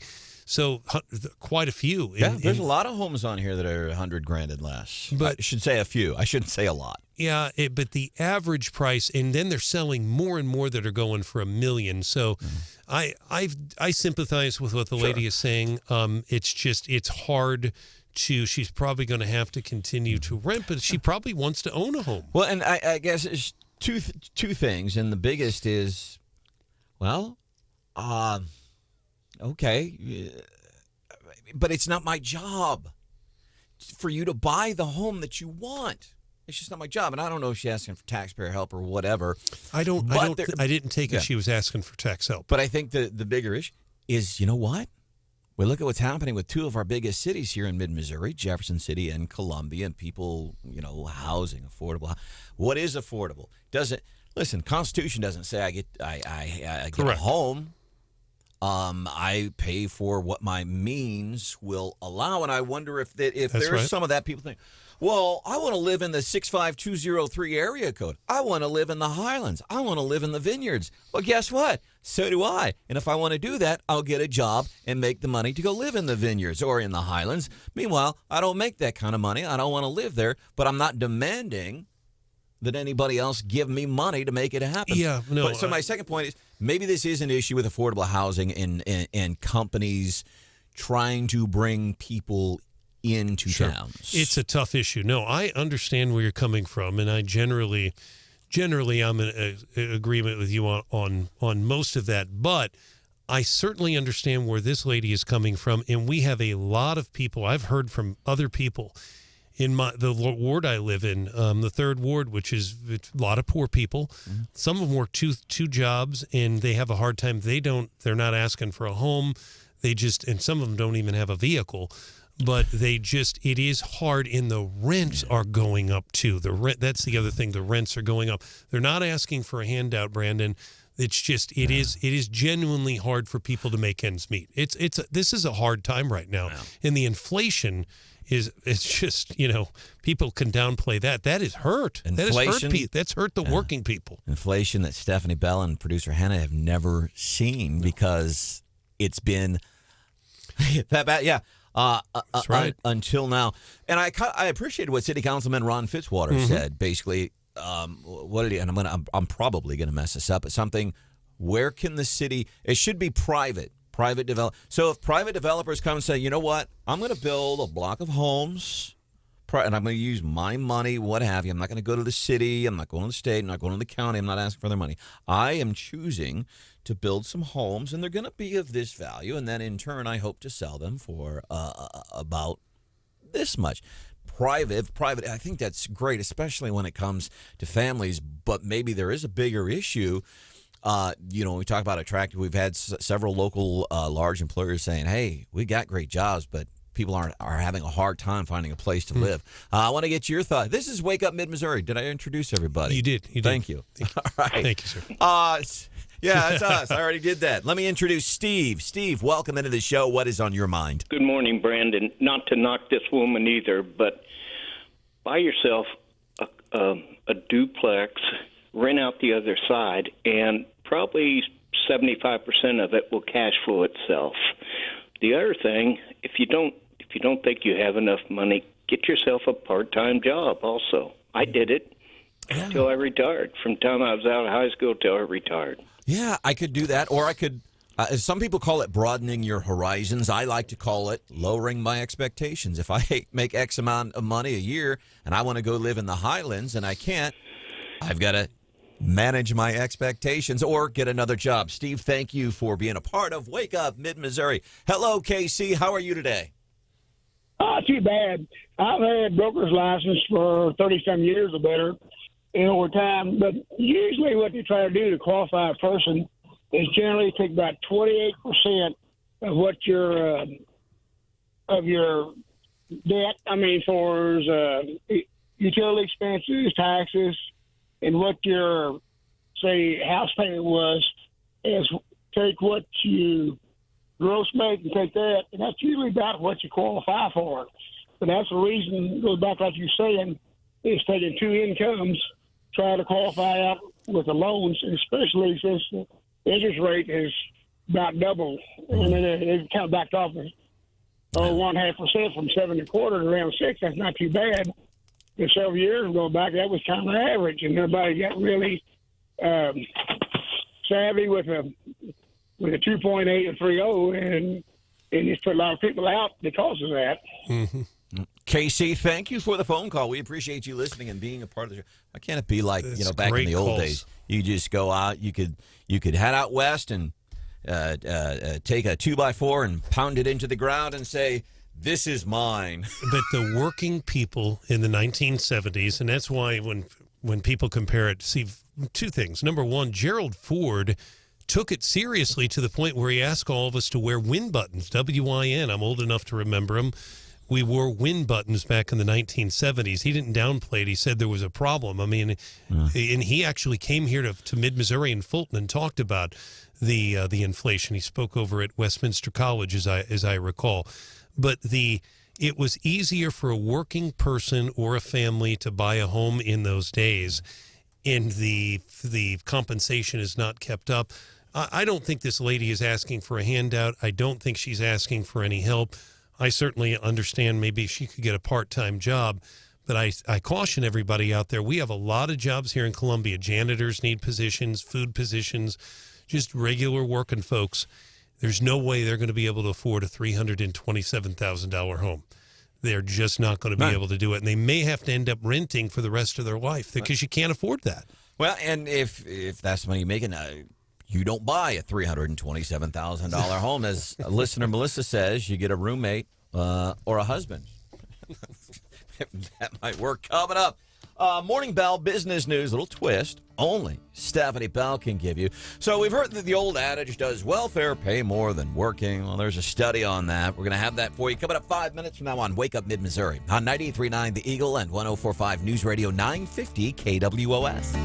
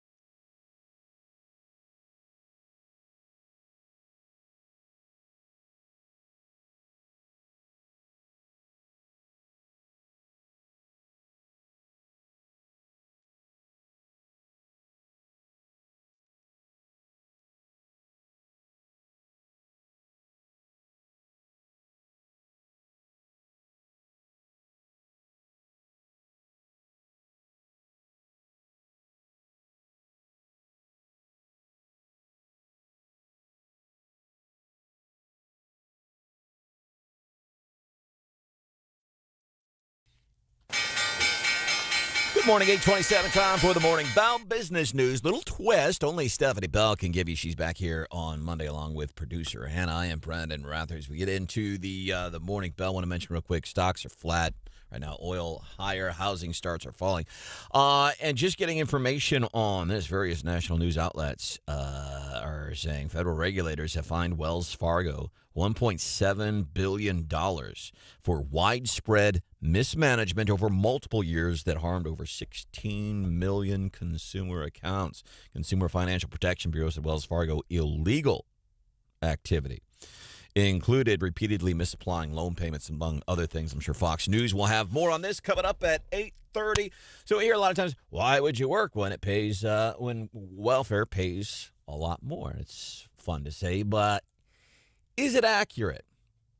Because we see a lot of this with the unemployment numbers. There's just a bunch of people, they quit working. People got stimulus checks and all this good stuff. They say, well, why should I work when I can get by doing this? Numerous reasons that unemployed Americans aren't entering the workforce, including, I guess there's some people still afraid of the COVID, other care responsibilities. Combination, one factor, and this is according to the nonprofit Committee to Unleash Prosperity. You can GTS me on this. Committee to Unleash Prosperity. One factor that is contributing to the relatively low labor force participation rate is the combination of unemployment benefits and recently expanded Affordable Care Act subsidies. So in 14 states, according to Committee to Unleash Prosperity, in 14 states, unemployment benefits and Obamacare subsidies for a family of four with two people not working amounts to an annualized equivalent of $80,000 a year in wages and benefits. Those benefits come out to over $100,000 in 3 different states: Washington, Massachusetts, and New Jersey. Key policy question these days that has befuddled federal lawmakers is why so many millions of Americans have not returned to the workplace in the post-COVID era. The U.S. is missing more than 3 million workers of working age that could be working and were working prior to COVID, but they aren't today. A study shows that one factor, this according to somebody with the Heritage Foundation, study shows that one factor contributing to the dearth of workers is the generous benefits paid to families without workers. Coming up 5 minutes from now, we've asked Congresswoman Vicky Hartzler to join us. Thoughts, reaction regarding the J6 thing, Title 42, what's happening here in the big MO. She's here 5 minutes from now on Wake Up Mid-Missouri.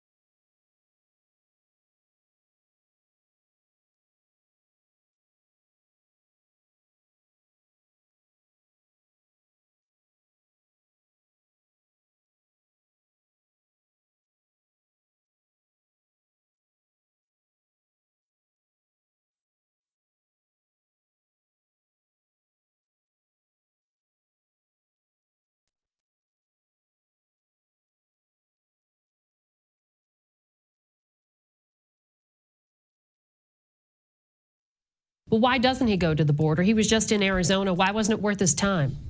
Well, you have to remember, Margaret, when the president travels, it's not like you or I jumping on an airplane and getting off and going to our destination. Everything comes to a halt. So all of these things are in consideration for the president. Is that the best use of resources? All of the resources that will be diverted on the ground when the president makes a visit. So that is Keisha Lance Bottoms. I think she used to be mayor of Atlanta or something. Now she's a senior advisor. So our president, he didn't go to the border when he was in Arizona because it was inconvenient. That's all. We got to do stuff. And, who do you think we are, the president or something? Welcome into the show. Wake Up Mid-Missouri. There's my good friend, John Marsh. Chris is in for producer Hannah, who's back on Monday. Stephanie Bell back on Monday. There's Mr. Brian Hausworth. It's good to see you, sir. Good morning, and we've had a good show. And thank you. I agree with you. I have fact-checked that statement, and it's been a good show. It's we do our best, just like everybody else. I think it's really cool. We've asked Congresswoman Vicky Hartzler to give pretty much. I'm guessing we know what the thoughts and reactions are regarding two big news stories on a national level this morning. Title 42, the J6 committee, and I'm excited. Congresswoman Vicky, she said yes. She said she would come on. That's great. Congresswoman, welcome into the show. Glad you could be here. Not unexpected, the J6 committee decision. They're just saying we recommend that charges be filed. I'm guessing not surprising, but what was your reaction when you heard this? Well, like you said, I wasn't surprised either because this commission from day one has been very partisan. It's been on witch hunt, and we knew what the results were going to be. Their whole goal has been to take down President Trump, and so they're just carrying that out in a very partisan fashion. I mean, if they had been serious about looking at the violence in our country, they would have also not only had equal amounts of Republicans on the committee, but they would have looked at all of the incidents that have happened, including all of the burning of our cities by Antifa and others. I mean, we had a year of destruction and death across this country, violence, riots, and that was totally off the table. That wasn't allowed to be talked about. They just had one particular focus, and so it's not surprising what came out yesterday. All right. And then, of course, the other big thing, the Title 42. About 4 o'clock Missouri time, Congresswoman Joe's supposed to have responded to SCOTUS regarding yesterday the ruling. Hey, we're going to delay ending this for just a little bit. We heard in that opening clip there, like, seriously, we can sit here and I can use the word stupid all day long. I don't like using that word stupid, especially when it's attached to human beings. But this thought process that things at the border are okay and that I really don't need to go and see and grasp the real problem. Like, seriously, you're in Washington, D.C. What is it that that progressive mindset, what are they thinking? It's just baffling because you even talk to the Democrats on the border, like Henry Cuellar, and they're just beside themselves saying this is an invasion. I mean, my constituents are being overrun. I mean, can you imagine the idea of 8,000 people a day currently? A day coming across the border, and if they lift Title 42, they think it'll be 14,000 a day. I mean, I was raised or went to school in Archie, Missouri. That's 525 people in the whole town. Harrisonville, which is a little bit up the road, has 10,000. I mean, can you picture any of our smaller towns in the 4th District having that many population coming into our country every day? I mean, there's not enough services. There's some of them are bringing fentanyl with them, that they're catching record amounts of drugs that are being funneled from China through Mexico to us and killing people in our communities. There's over 100 people that they've caught that are on the terrorist watch list. There are people who are murderers. I mean, it's just unbelievable. They're sleeping on the streets. They don't have services. And for them to just stick their head in the sand and ignore this is just unconscionable, and it's unacceptable. Congressman, we appreciate you joining us. I do want to bring up a different topic because we did have you on the day before Thanksgiving, and I appreciate your office following up with me. Actually, they sent it to Branden, who forwarded it to me. But I do want to point out, because you had on the show, you would question the management of the wildlife refuge near the Wooldridge fire scene. In Fish and Wildlife, to their credit, you had a number of very good questions They responded to all of them. I'm still going through their answers right now. I'm working on a story for probably the Christmas week itself. But in fairness, and I want you to make sure I'm reading the report correctly. In fairness, it looks to me like basically the wildlife refuge, Fish and Wildlife, is not responsible for, you were talking about they hadn't burned the grass and stuff. It looks to me like that did not cause it. Am I reading that correctly? That is correct. And we had a very good call with them where I asked a lot of pointed questions that I'm hearing from constituents, and they were able to respond.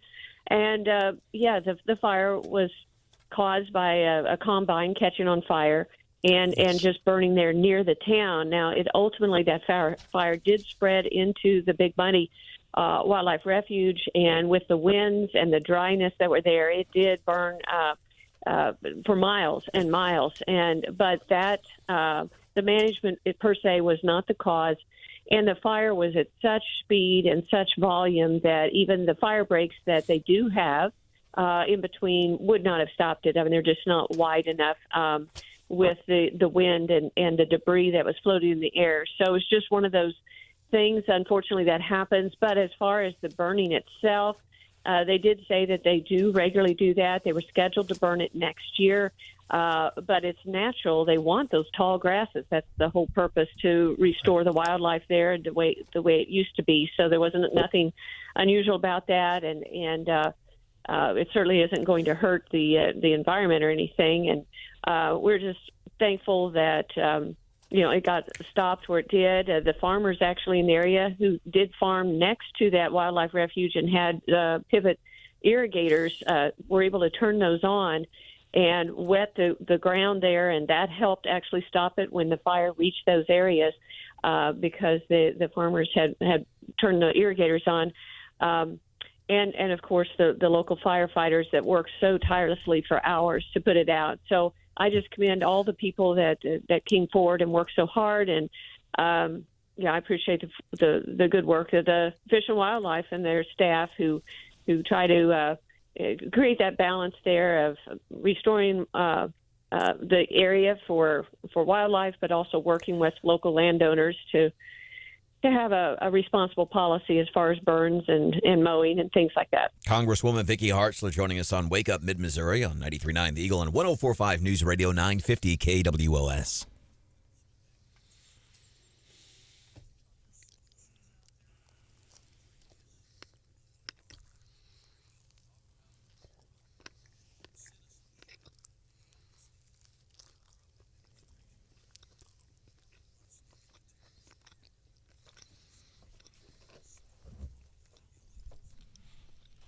Well, first you have to cut off their access, and that is where building the border wall is imperative. They do work. The sections that got the wall built during the Trump administration, you don't see people going over those walls. I've been there.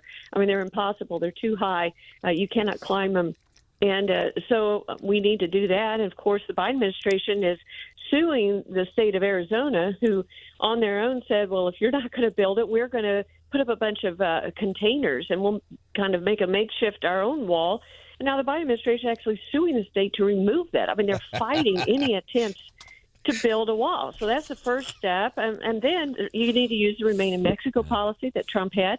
Keep them over there. If they have an asylum claim, let them come over one at a time and be processed and provide, before a judge that proof and then make that determination. Those systems are in place. The Biden administration just needs to have the will to abide by them. And for whatever reason, they are just ignoring this crisis to the demise of not only that part of the country, but to our entire country, having this huge invasion coming in. All right, Congresswoman Vicky Hartzler hanging out with us here on the show. We had Mark Alford, Congressman-elect, taking over 4th District on the show yesterday. He was very complimentary of how helpful you have been to him during his transition period.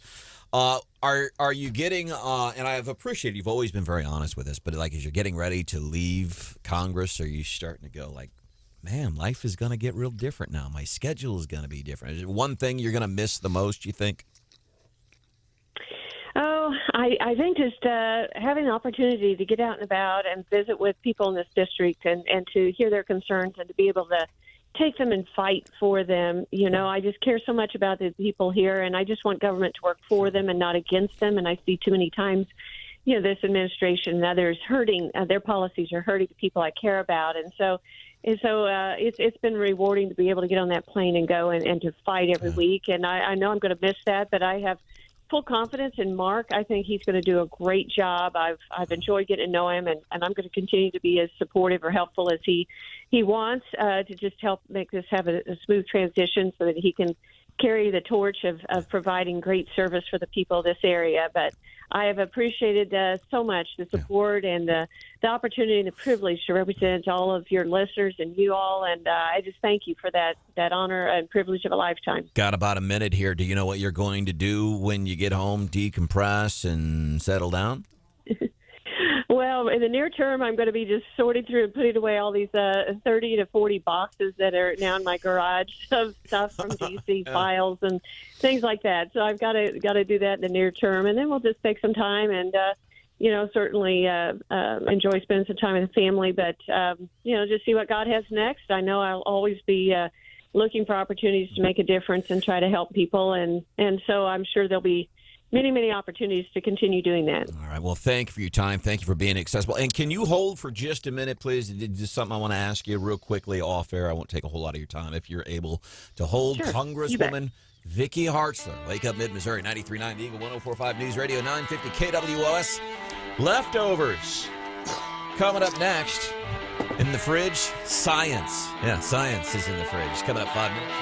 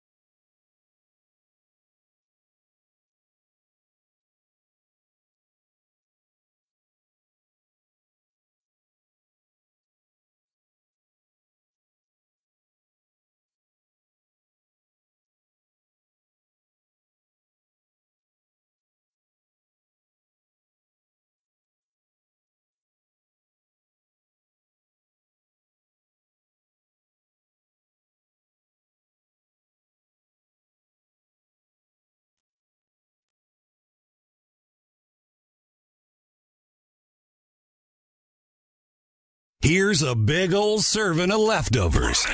Enjoy. Leftovers. We open up the refrigerator, see what's in there in the way of leftovers. John, it just occurred to me I forgot the most important question I wanted to ask Congresswoman Hartzler. We were talking about earlier this morning. Stanford has released a guide, End Harmful Language.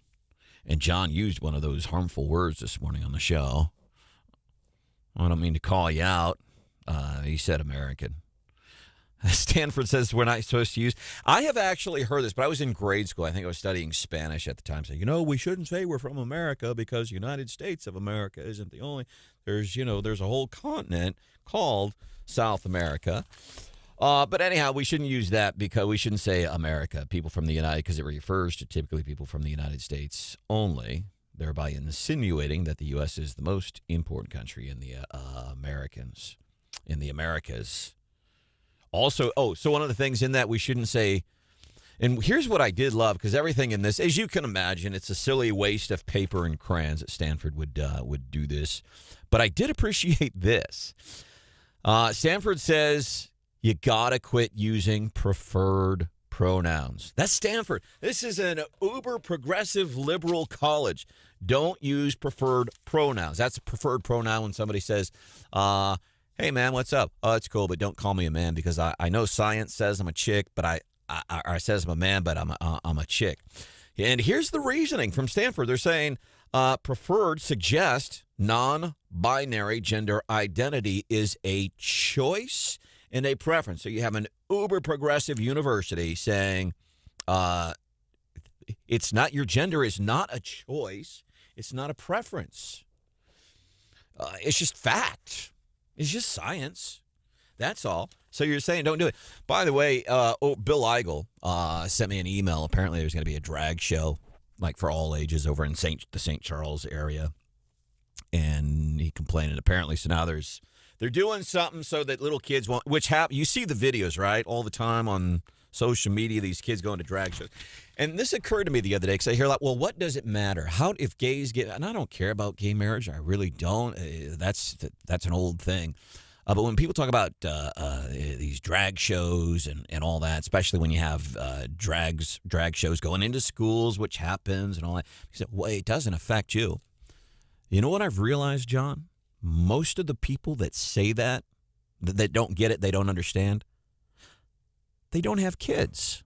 And I'm like, oh, yeah, that's it. These people say, well, what does it matter? How does it affect you? So what if kids do this? Well, that's BS.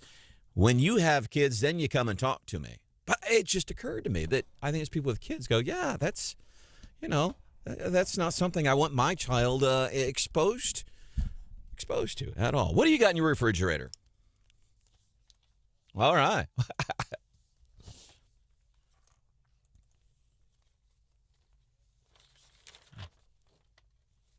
Yeah. I'm going to guess a name we have, not like a very popular name in Missouri politics. Is that a fair assessment? That's just my guess. I could be wrong. Oh, the thing I forgot to ask Congresswoman Vicky Hartzler, in this thing we were talking about, the Stanford, don't use these words. It says don't use Congresswoman because the gender binary language does not include it. And I was going to ask Vicky that. Completely forgot. Science. There's more science here in my fridge. Dear Stanford, your advice on not calling people a congresswoman backfired and really sucked. Governor Asa Hutchinson, Arkansas, good governor of Arkansas. I'm talking about Ron DeSantis, and I guess really anybody that questions, not people that say the COVID vaccine that doesn't work, but people that question it. Well, we shouldn't undermine science. We shouldn't undermine the medical community. I think questioning is not undermining. With all due respect to Governor Hutchinson. But I think, remember science once said that the earth was flat. What if nobody had questioned that? It'd be a weird life. I don't know how to stand. But so there was, science evolves, by the way. Yeah, you question science. I think it is okay. And he's not saying, oh, it doesn't work. It fails. It kills people. That's not what he's saying. He's just questioning it. So I think it is okay to question science. If we weren't questioning science, how can we do this? How can we do that? We wouldn't be where we are today. We would still think the earth is flat. All right. Anything else? I think that's about it here on the show. Getting excited. My dad's favorite show, Gary Nolan's show, is coming up next. And then, of course, hey, first thing tomorrow morning, latest on what's happening in D.C., analysis, opinion, and we're continuing to watch. Looks like some serious weather-related stuff. Snow, wind, cold wind chills coming up Thursday. Have a great day. See ya.